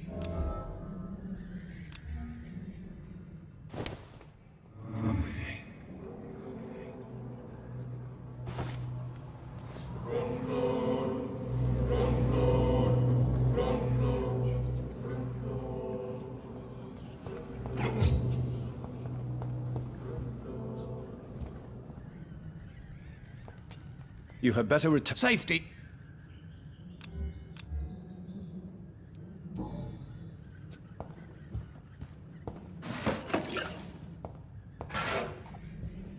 This is Braille.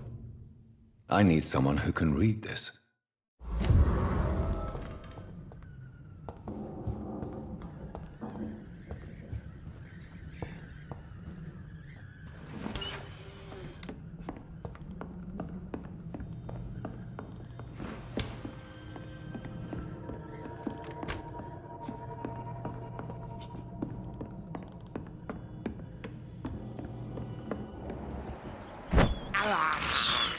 I have this thirst for blood.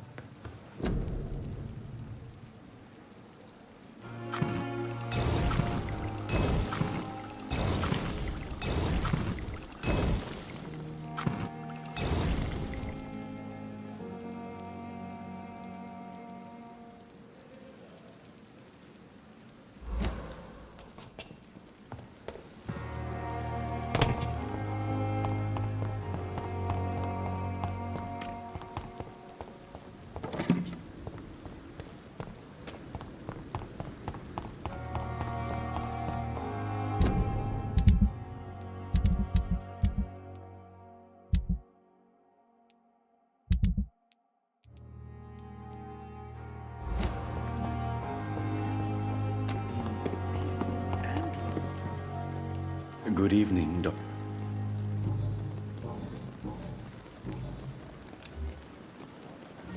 Do you need medical? Well, the proximity of the dead is not... Don't take too many risks with your health, Mr. Chidana. None of us are immune to this disease, and that is a good thing. Death and disease is a constant reminder of our mortality. But you have my thanks, Dr. Reed. Please show me what you have to say. Of course. It never ceases to amaze me how you, the dead.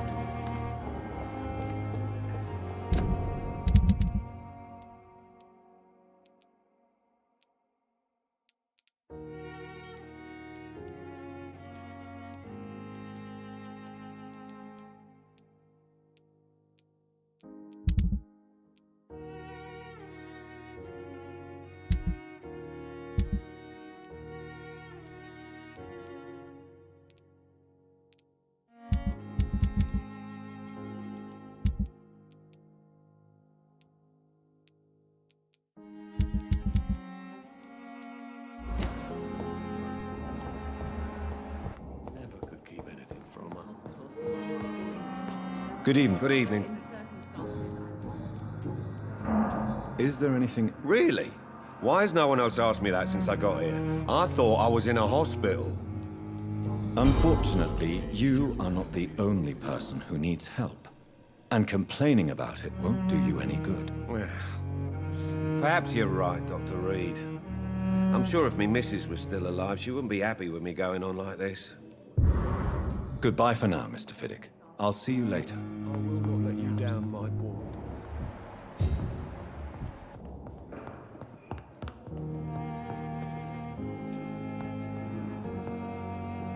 I'm quite...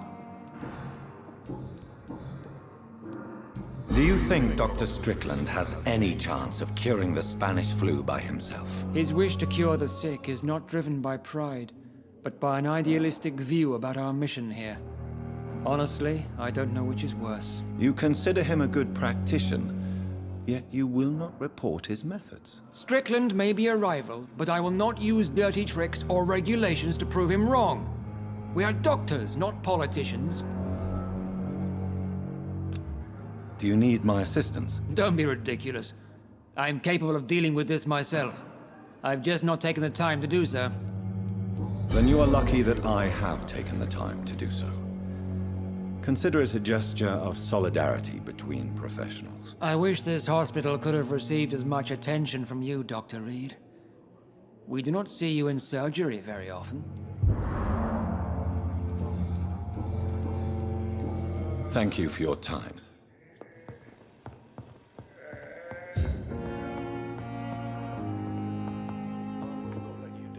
Good evening. I'm okay. I have to... I'm all right. Don't waste your time with me. Good evening. Do you require medical attention as well, Mrs. Goswick? Do you know you're the only one who's asked me this? No. I don't feel well, actually. Despite what you think about this place, I can tell you with absolute certainty, taking this will help you recover. Well, at least your reputation seems well deserved. Unfortunately, I can't say the same for this hospital. Goodbye, Mrs. Goswick.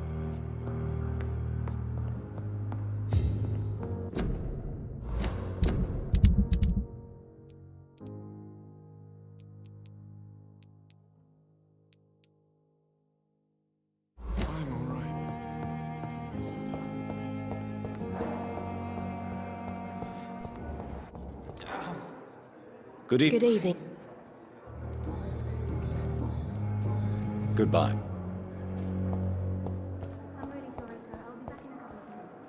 Good evening.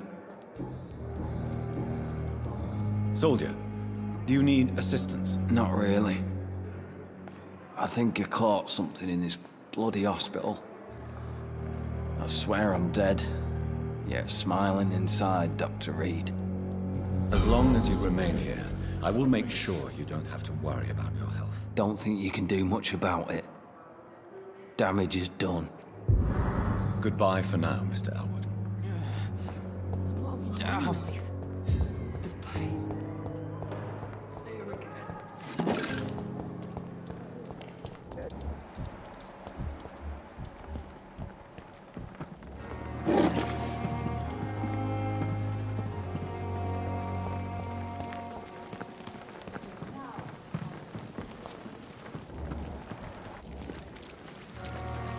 Good evening. Doctor.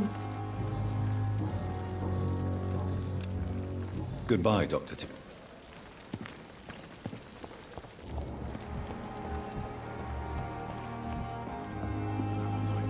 That was fast. I'm afraid the trail of breadcrumbs leads beyond the hospital premises. I must leave for a time. Is that so? Why? Now it's time for you to be patient. It would seem that your blackmailer is part of a more complex machination whose root is in Whitechapel. Machination? Do you suspect another immortal is involved? Nothing points to that. It would seem that the motivations are quite mundane. Well, then I wish you discreet travels, and that the muses of diplomacy bless your tongue. I'll return with case solved, or carried on my shield.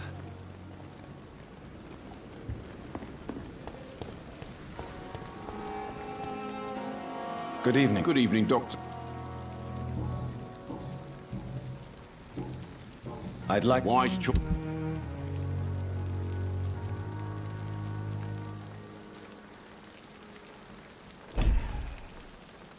Good evening. Good evening. Do you need any medical help, Milton? I'm afraid I do. Like everyone in this hospital. It's a sad state of affairs when even the hospital workers are worried about disease. Our job brings us into contact with all kinds of infections, Milton. There's no shame in being ill while you're in a hospital. That's easy for you to say, Doctor. I get the feeling you don't fall sick often. With thanks, anyway. Goodbye.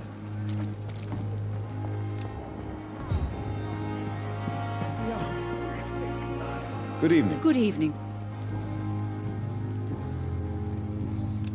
Do you require medical assistance, nurse? I will be fine. As soon as I can get some sleep. Nurse, you won't be able to help people if you're sick. Take this, and do try to get some rest. I'll try, Dr. Reed. Thank you. Goodbye, nurse.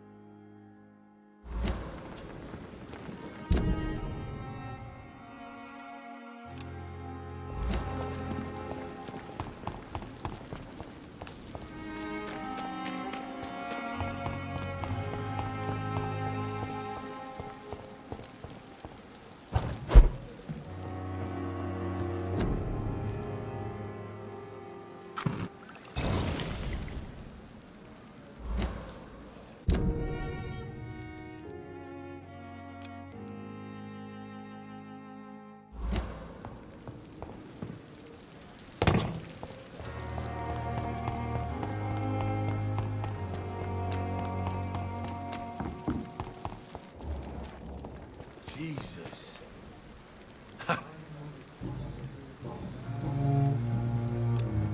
I'll leave you.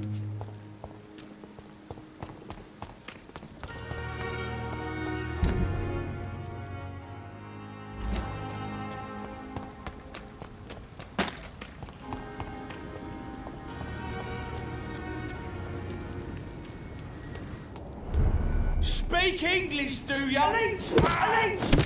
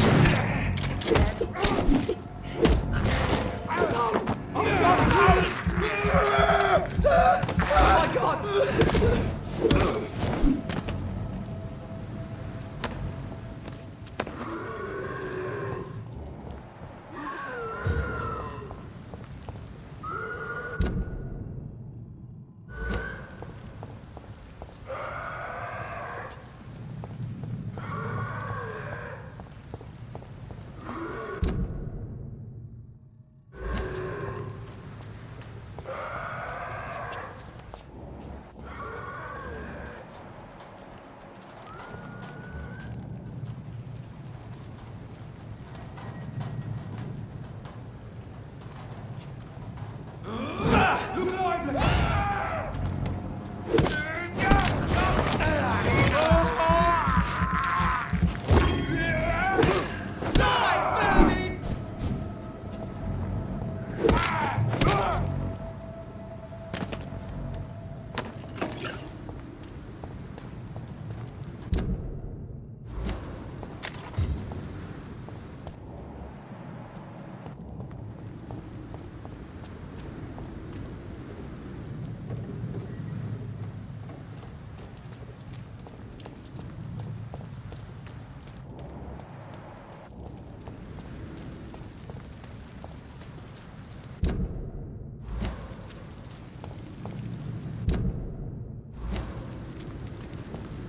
What is this? This one!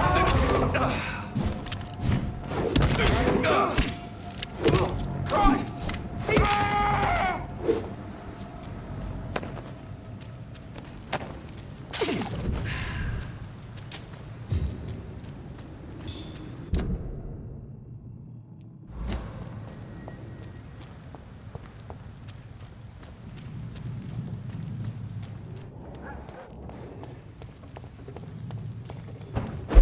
It ain't human!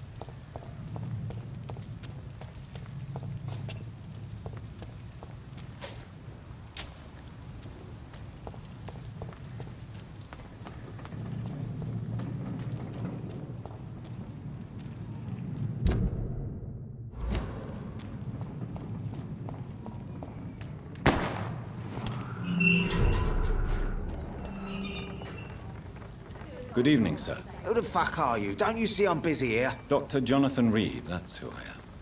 And who are you? Ah, some fancy gentleman we've got here. Clear off. We don't want strangers on our streets. So you won't tell me your name, then? The name is Booth Digby. Maybe I'll ask my boys to break one or two of your bones, just so you remember it. Are you some kind of vigilante patrolling these streets at night? Something like that, but the police aren't in charge here. We are, see? So, tell me about your gang, then. What? Have you got a death wish? You really want me to answer that? Well, yes. You seem so proud of your status. Why not tell me who you're working for? Oi! I'm the boss, all right? The Wet Boot Boys work for me. All of them. Situation round here is better than other districts because of us. Because of me. So you're a concerned criminal, is that it? Using funny jokes about me and my boys, are you? Fuck. You must have some balls. I saw many men like you during the war, Mr. Digby. Greedy little cockroaches who feed on despair. I could kill you for saying that. But, nah. You've been a soldier. I can respect that. What can you tell me about this part of town? Things ain't that bad, thanks to us. We give people what they need, and we control this borough. Well, you're not doing a very good job. People are still dying here, like everywhere else. Yeah, well, we can't be everywhere all the time. And Edwina says if we can find more guns, we could be more efficient. More efficient? Really? You should probably tell Edwina that guns are useless against diseases and infections. Incredible. You know what? You're lucky she can't hear you right now. She's more smart than patient. My sweet queen of the docks.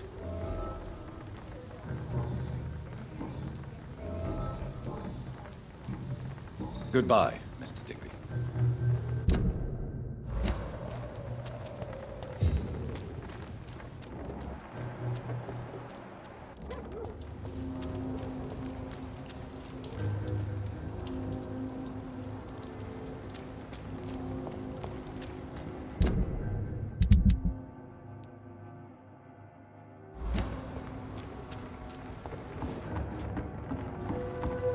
We should have listened to what the idiot had to say first.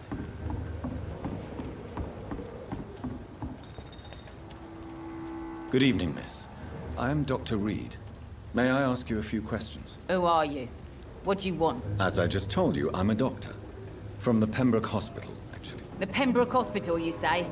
I ain't paying any bill left by Clay. I'm not here to collect payment, miss. Miss Edwina Cox. So what do you want then? Fancy buying something from me, maybe? Can I offer you my medical help, Miss Cox? I'm fine, thank you. What can you tell me about your work? I'm a businesswoman.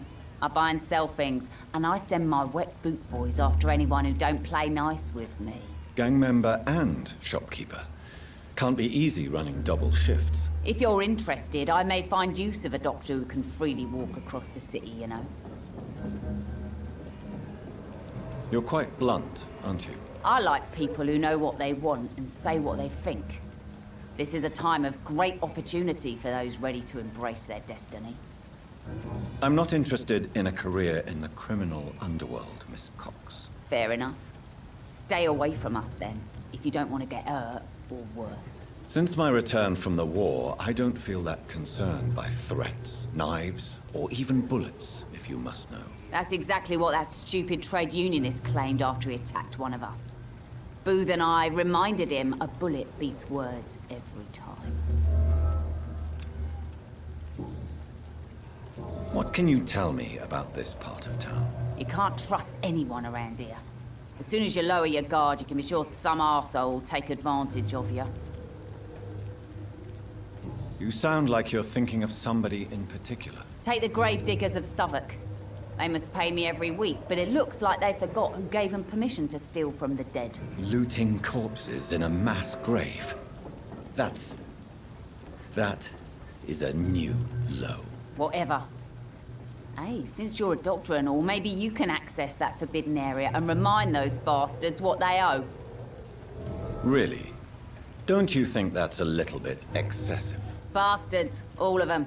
This region only responds to violence and threats.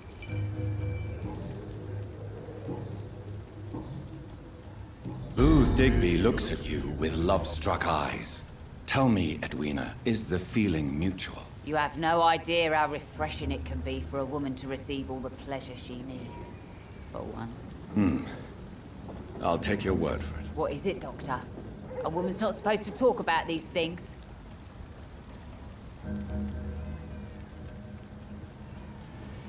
I believe you manipulated Booth Digby to get everything you wanted from him. Both inside and outside the bedroom. The poor bastard is good to me, if you must know. He makes me feel good. And that's a first. So you're just like any other couple, after all, are you not? Yeah, we're so ordinary that I'd put a bullet in his head if he ever cheated on me. Tell me about the man you and Booth killed, Edwina. The bastard killed one of us and received retribution. There's nothing else to say. What happened exactly? I don't know, and I don't care. One of ours was killed by that communist bastard, but he didn't brag for long. So you have no idea what really happened, but you executed him anyway. No one messes with the wet boot boys, Doctor. This is our territory, and this is our law. And your conscience is clear. You kill without hesitation. Violence is an efficient tool, Dr. Reed, when used properly. So you decide who lives and who dies, just like that. Yes, Doctor. Just like that. I'm not saying it's fair. I'm saying it's my way of dealing with troublemakers.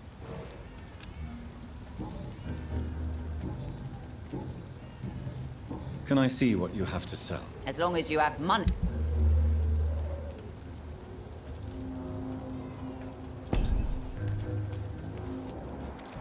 Foolish girl and her pre-principles. She's got no idea who she's dealing with.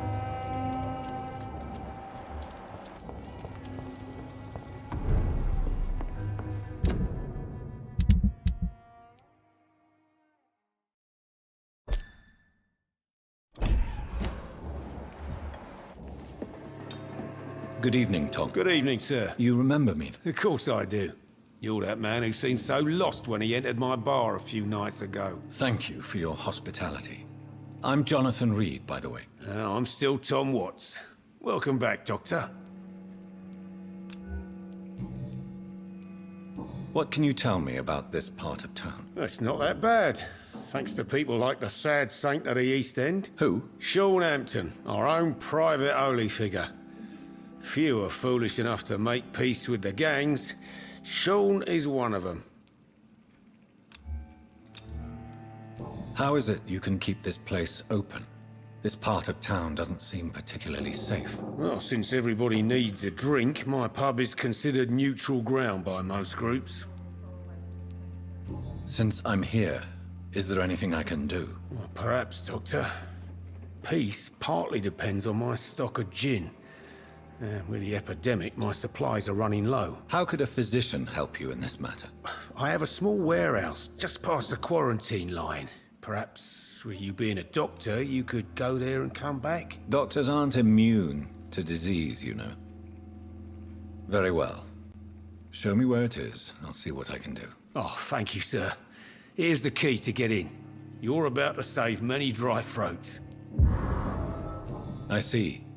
So you get pressure from all sides about how this place should be run, do you? Well, something like that. Nothing that a few wise words and a bottle of gin can't solve. You're something of a figurehead around here. I'm only pouring alcohol for everyone to forget their troubles.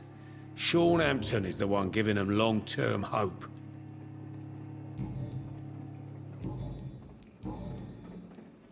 Sabrina seems very fond of you, Tom. I like her too, I really do. I know I'm her boss, and I'm much older and all.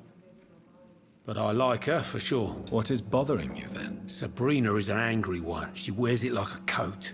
I'm not sure I can make her shed that anger. It hurts to see her like that.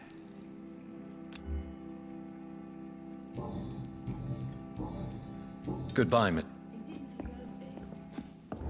Perhaps I should shut the turquoise for Good a evening, time. sir. Whatever. Don't you recognize me? We met a few nights ago. Don't take it personally. I spent a lot of energy forgetting what I did the night before. Yes, you had definitely drunk too much then as well. I'm Dr. Jonathan Reed. I'm Dyson Delaney. I'll try to remember you. This time.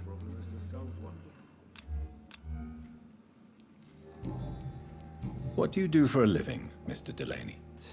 I drink. I drink in the morning and at noon. I drink at night. And then I drink some more. Why do you drink so much? Maybe it's because I prefer dying slowly. Death can be so abrupt. Personally, I like to see mine coming at my own pace. You sound very sad, sir. That's because I am Doc. Don't you work at all? I'd love to, but I don't have the time. Didn't I tell you? Drink in the morning and at noon. I drink at night. Is there anything in particular that you like about this part of town? Except for the cheap drinks, I mean. How dare you say such a thing? I love this neighborhood. So friendly. So joyful. Why are you so cynical? Cynicism is the polite way to express despair, Doctor. No reason at all to rejoice, then? Life is hopeless and then we die, is that it? Let me tell you a story.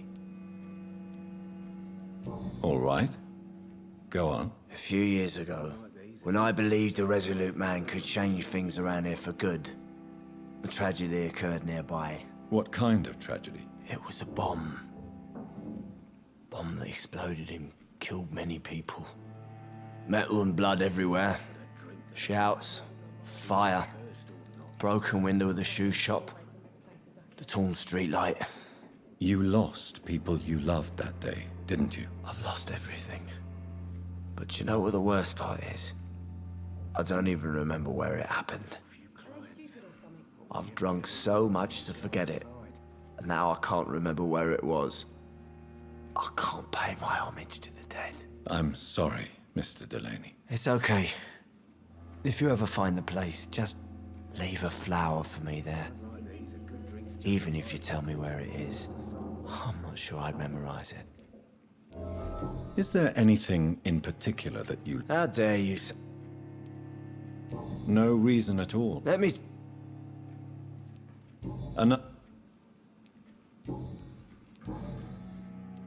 Surely you must have had dreams and expectations when you were young, like everybody else. Sure. I wanted things to change. To really change, and to change for good. The bigger the dream, the harder the fall.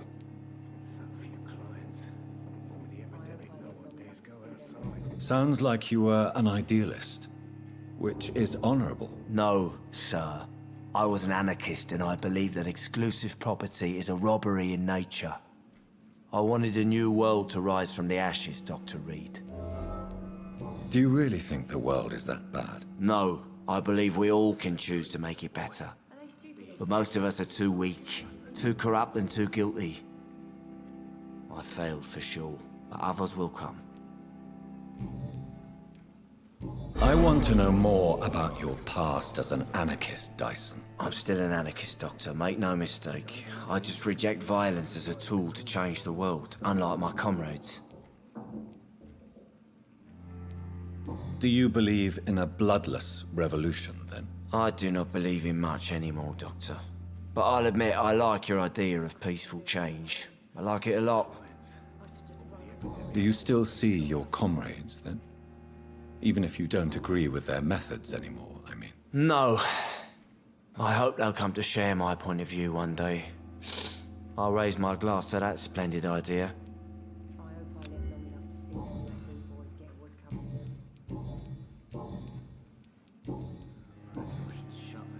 Inebriation aside, do you need medical help? Yes. I feel sicker than usual these days. Take this, then. And perhaps you could try to slow down the alcohol intake, too. Hey, Doc, you don't really want me to stop the only remedy I can afford. Goodbye, Mr. Delaney. Evening, miss. Well, I never. That's a first. Customers who make that much mess rarely come back. Never mind in fancy togs. I'm much more myself than when we first met. By the way, I'm Jonathan, Dr. Jonathan Reed. Welcome back to the Turquoise Turtle then, Doctor. I'm Sabrina Cavendish. How can I help you? What can you tell me about this area? People don't appreciate that line of questioning round here. You'd best be more careful with what you say, sir. You look concerned, Miss Cavendish. This is a bad borough. Most people I know are afraid. Most locals will rob you blind, or worse. You best mind your step.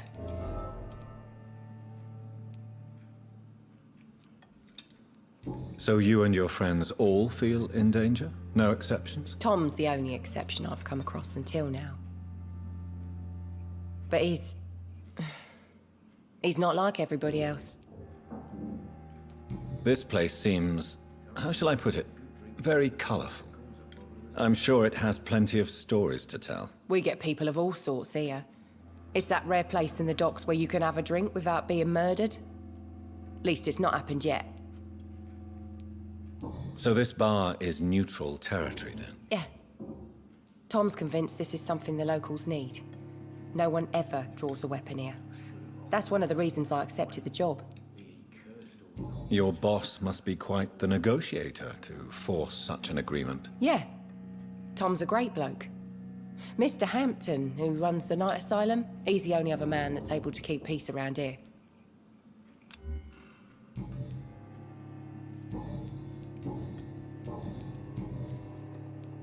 Excuse my curiosity, but where exactly are you from, Miss Cavendish? Something bothering you?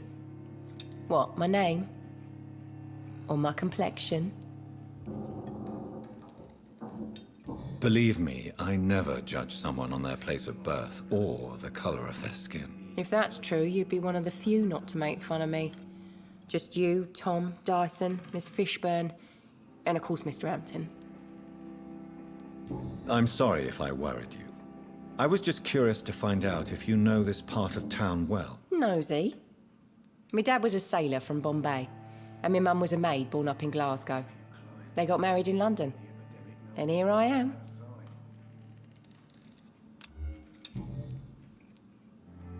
Sabrina, tell me about your true feelings for your boss. I love Tom. Not ashamed of it. Don't care if the customers joke about it, neither. Who's mocking you? I mean, we're always together. People will talk, won't they? Does Tom love you? Yeah, but he's always reluctant to take it further. It's not because I'm younger, or because of the colour of my skin. He hates jokes about us.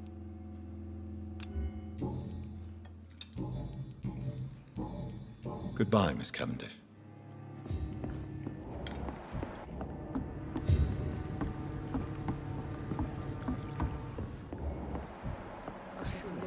Drink to the boy. Welcome back, Doc. Why does your waitress feel in danger working on the docks? This part of town is dangerous for all, but for women it's worse, as always.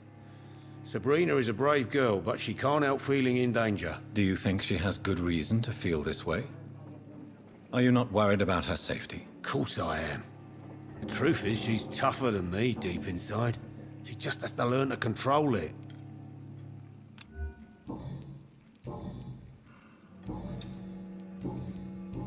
Goodbye, Miss... Jack.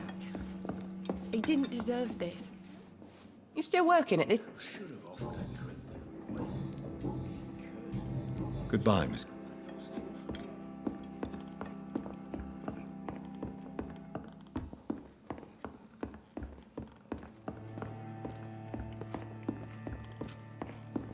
You know, it would be nice to see each other. It's locked, all right.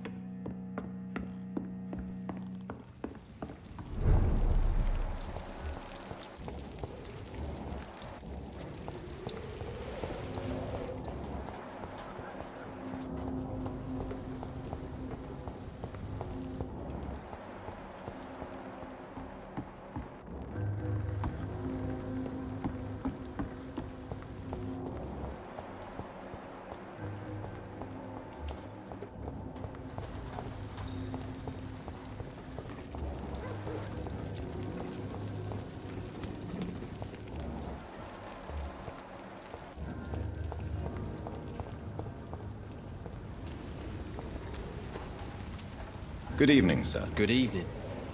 Why must it always be a good evening? I was just being polite.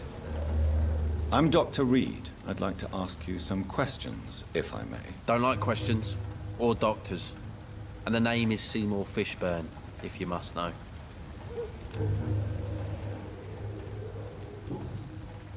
What can you tell me about this part of town? A shithole filled with maggots.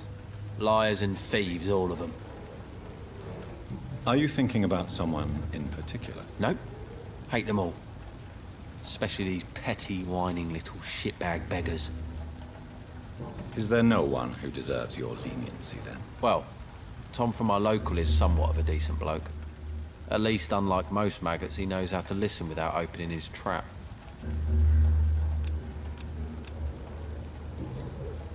What's your occupation? I take care of my mum. It's what I do. She's the only good thing in my life. Even though I don't treat her so good. You seem upset. Is something bothering you? I lost the necklace I bought her. I'm a fucking idiot. A worthless idiot.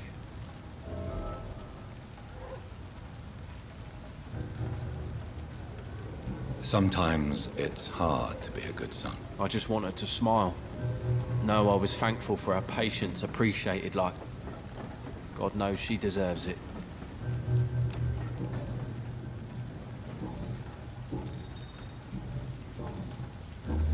Do you require medical assistance? That's something I didn't expect to hear again. A doctor concerned with the health of his patients. Yeah. I could use some help. On several matters, in fact. I don't know which kind of doctor you're used to dealing with, but it's a doctor's purpose to heal people. And is it your purpose as well, Mr. Reed? I would say it's a convenient way for gaining people's trust.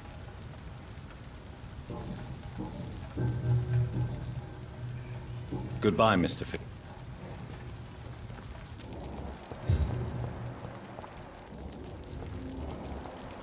Hypocrites, all of them. Maggots and liars.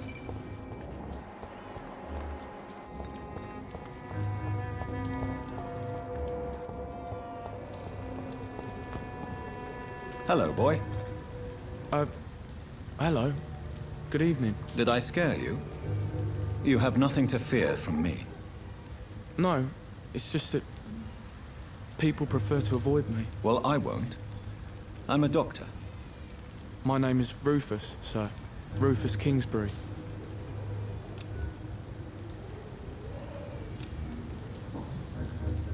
What can you tell me about this region? It's all about staying out of trouble. But since most people prefer to avoid me, it's pretty easy. Why do people avoid you? They call me Rufus the Curse. Around here, I'm a bit of a bad luck charm. Have you ever thought about leaving? Where else would I go? At least I know these streets and some people around here. This is my city, for better or worse. What do you do around here, Rufus? I listen to the news on the docks, sir. And I smile at those kind enough to spare me a bob. Do you have a job? It's hard to work, what with my head and all. Since I was a boy, I've always had trouble remembering what I do and why I do it. What do people say about this place? Things have been tense between the wet boot boys and the communists. They both feel they should run the docks.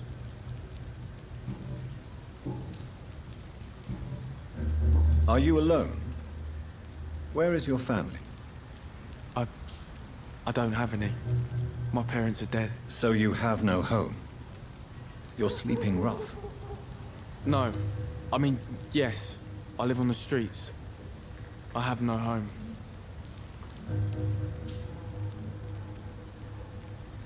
This city has abandoned so many of its children. It's tragic. Well, I've known worse. I'm not all alone. I have Mrs. Fishburne. She's been very kind to me. Why do you think she's so considerate? I can't say, sir. I guess she's a good soul. Sometimes it's like she replaces the mother I lost, even if we're not related.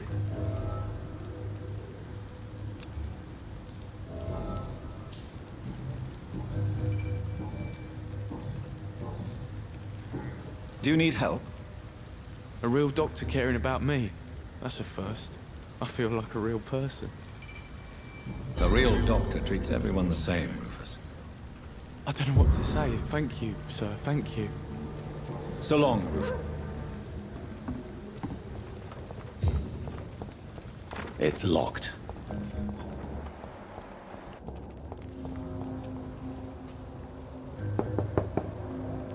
Good evening, madam. I'm Dr. Reed. Could I come in? Why? What do you want? I work at the Pembroke Hospital. I'm investigating the flu epidemic in this area. Oh, the Spanish flu. Well, that's quite liberal of you, Doctor. But this is no time to be knocking at people's doors. I'll leave you then. Good night.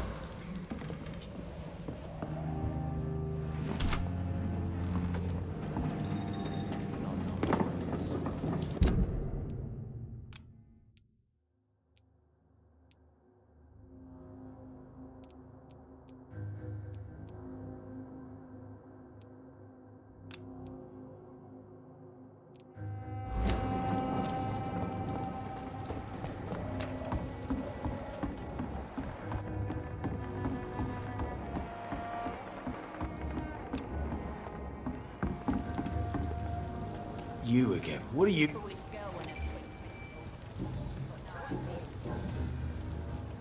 Tell me about the man you killed, Booth.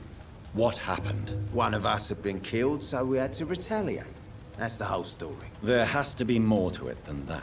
No, really. One of us got killed, so the killer had to die. That's how things have always been done round here. No one gives a shit.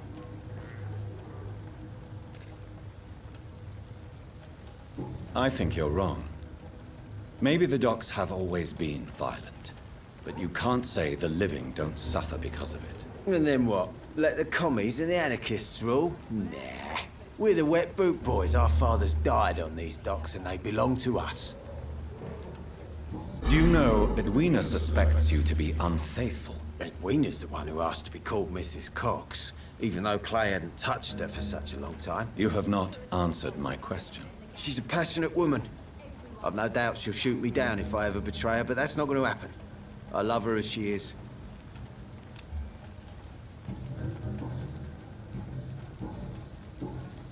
Goodbye, Mr. Digby. Good evening. Hello again, Doc.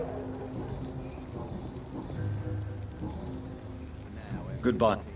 Control, more or less. Don't forget to keep an eye out for this garden. Something's...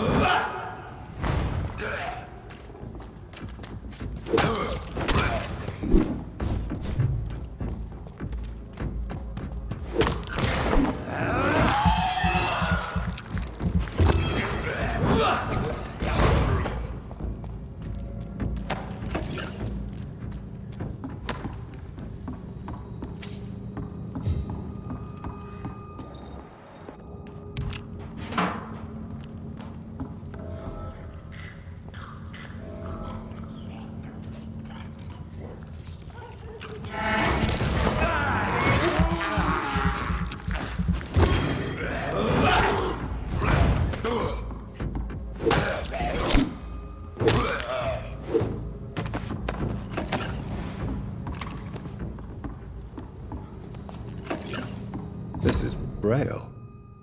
I need someone who can read this.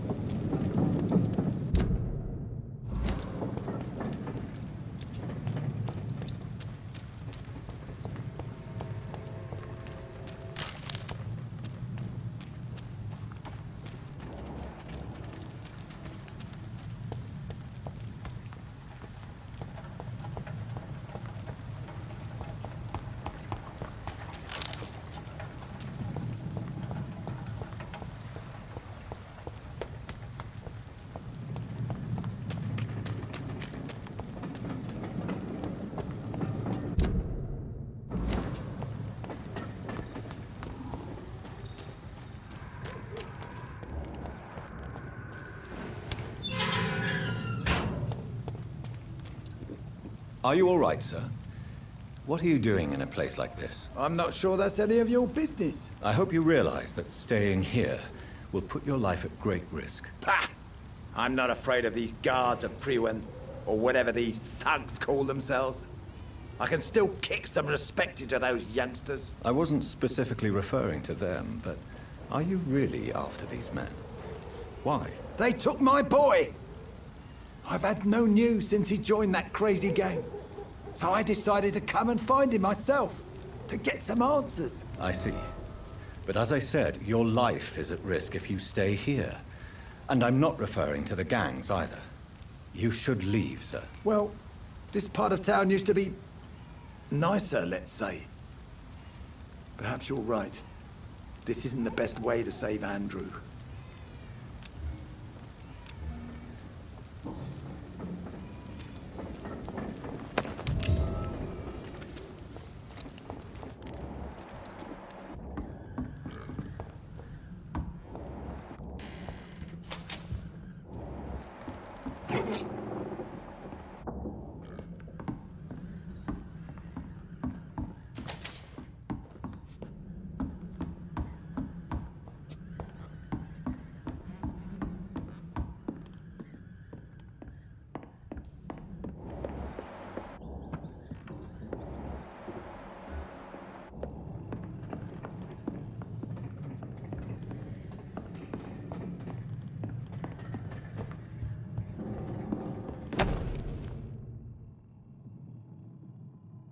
There is a name engraved under the blood on the back of the case.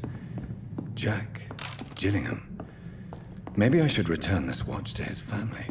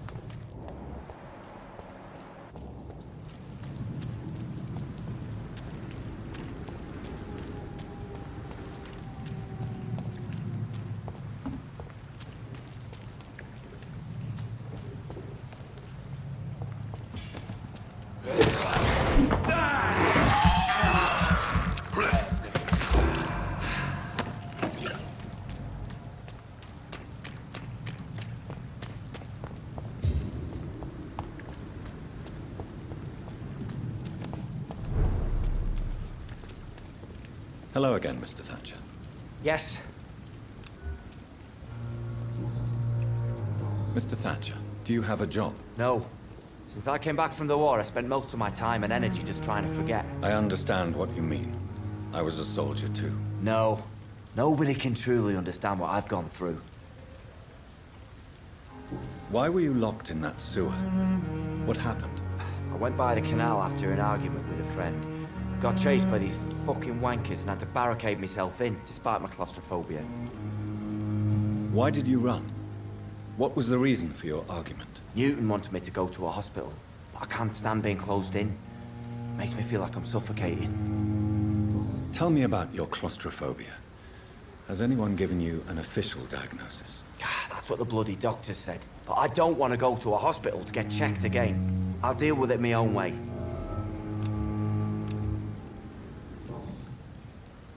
Oswald, why did you not go to the Pembroke Hospital to seek medical help? I don't trust doctors. All they care about was their careers and processes. I won't be locked in any room again by anyone. Your fear of being trapped is not going to go away by itself. You need professional help. I've seen enough butchers in white coats to last a lifetime. Hospitals reek of chemicals and death. What I need is fresh air. Do you want to talk about why you have this fear of being enclosed, Mr. Thatcher? No, I really don't. An irrational fear like yours is usually rooted in a specific event. Perhaps it would help to talk about it. Well, Doctor, take a guess then, if you're so interested in my case. Perhaps you were trapped or locked in somewhere as a child. The horror of war could have brought this memory back to the surface. Are you joking? I grew up on a farm, had a bloody fantastic childhood.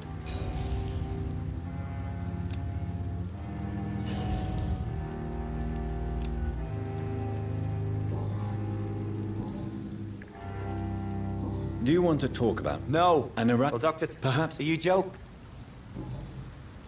Goodbye, Mr. Thatcher.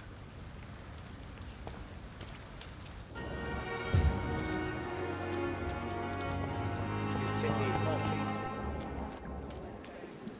Hello again, Mr. Blight. I'm eternally grateful, Doctor. We were total strangers and you helped us anyway. Can't thank you enough, sir. You are always welcome at the Pembroke Hospital. As a former officer, I'll be honored to welcome a fellow veteran. I'm not giving up on bringing Oswald back to the hospital. I just need to convince him that he needs some help. Perhaps he needs to reach that decision by himself. Could you speak to him? He doesn't usually listen to doctors, but perhaps because you've been through it, you can talk him round. Why do you stay here now that Mr. Thatcher's back? It's complicated. Since the war, Oswald's been really nervous with the idea of entering any hospital. And me, I've got my own issues. Can you speak about them? Rats, sir. Even seeing one, they turn me. Just want to run. It's that fear that stopped me from going after Oswald when he left. What can you tell me about the war, Mr. Blight? If you want to speak about it, of course. War was...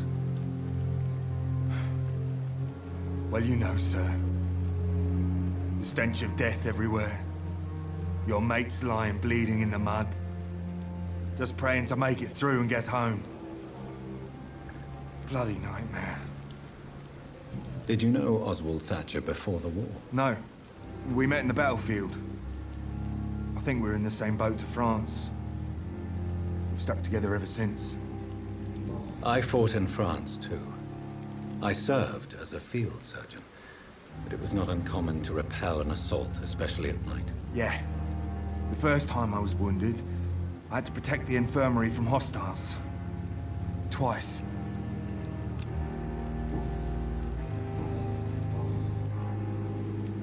What caused your phobia of rats, Newton? It happened last year following an artillery attack. I was trapped for 2 days in a hole under 2 dead soldiers. And there were rats. Go on. They started eating me as soon as I dozed. Gnawing at my ears, my fingers, lips. I couldn't move. Couldn't call for help. I see. No, you don't. You have no idea what it is to wake up buried under bodies. Fucking vermin eating your flesh. Oswald, he found me and saved me.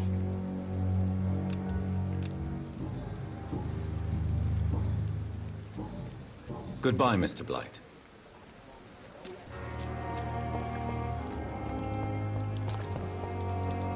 Good evening.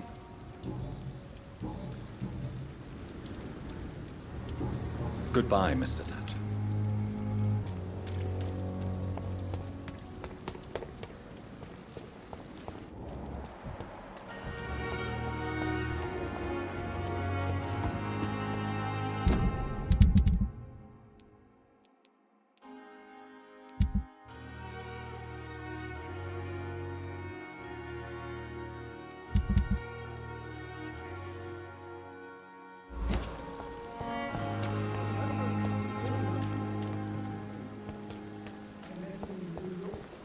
If only there were more of us.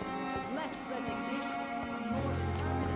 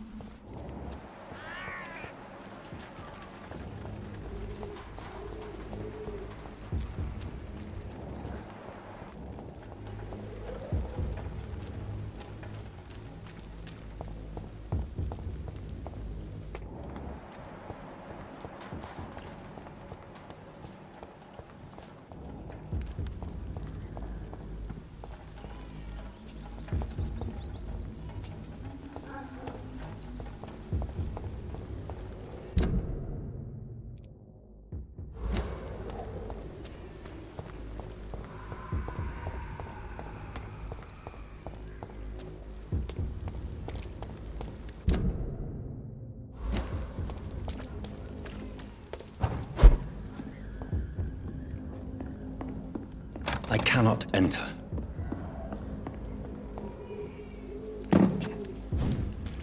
It's locked.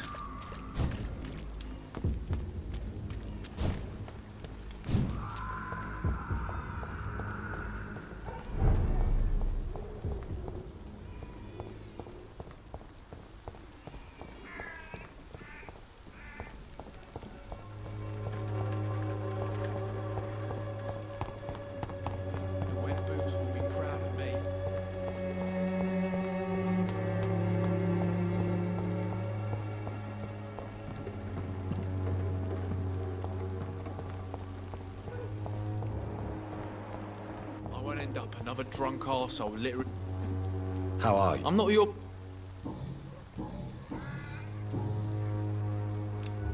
Goodbye, young man.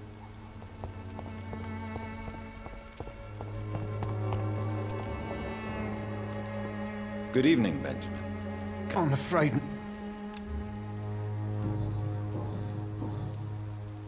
What is it, Benjamin? It was the war, wasn't it? Your nerves are shot, aren't they?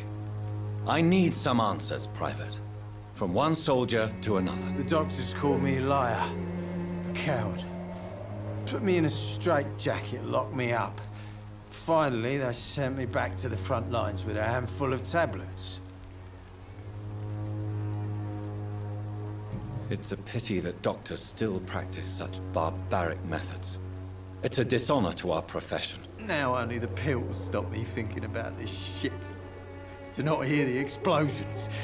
I'm even scared of the dark these days.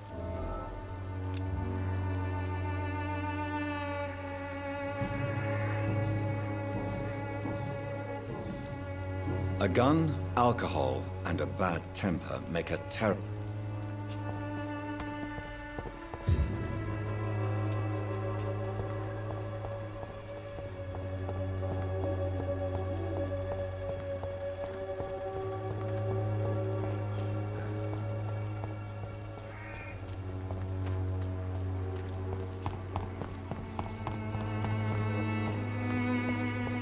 Joe, please, I don't have your Fancy buying? You never...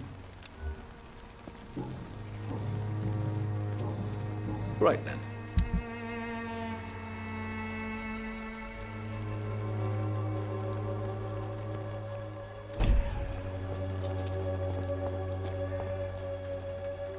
You...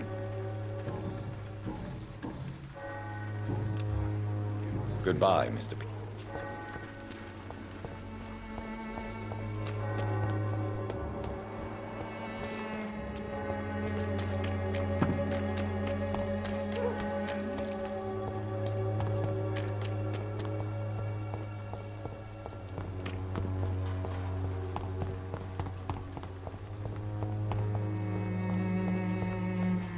Hello. Very well.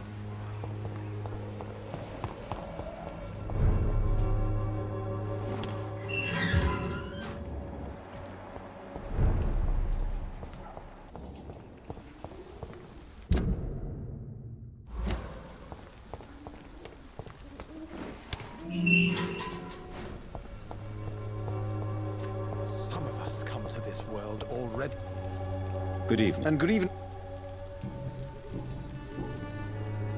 Do you need medical attention, sir? It may be wise to let you prescribe me something.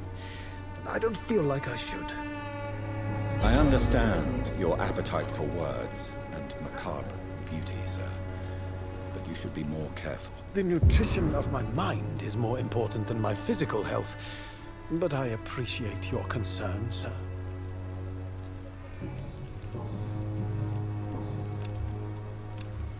I'll leave you alone.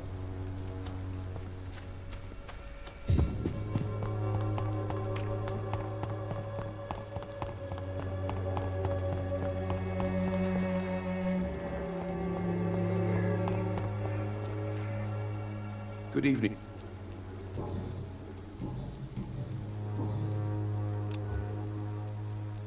I don't know.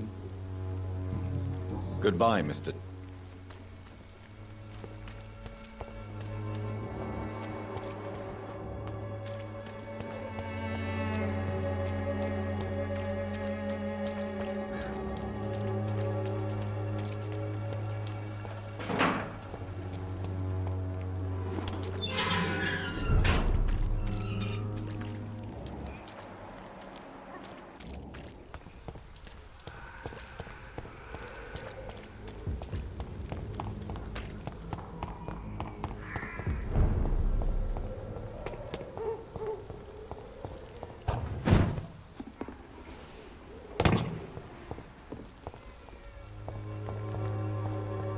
It's locked, all right.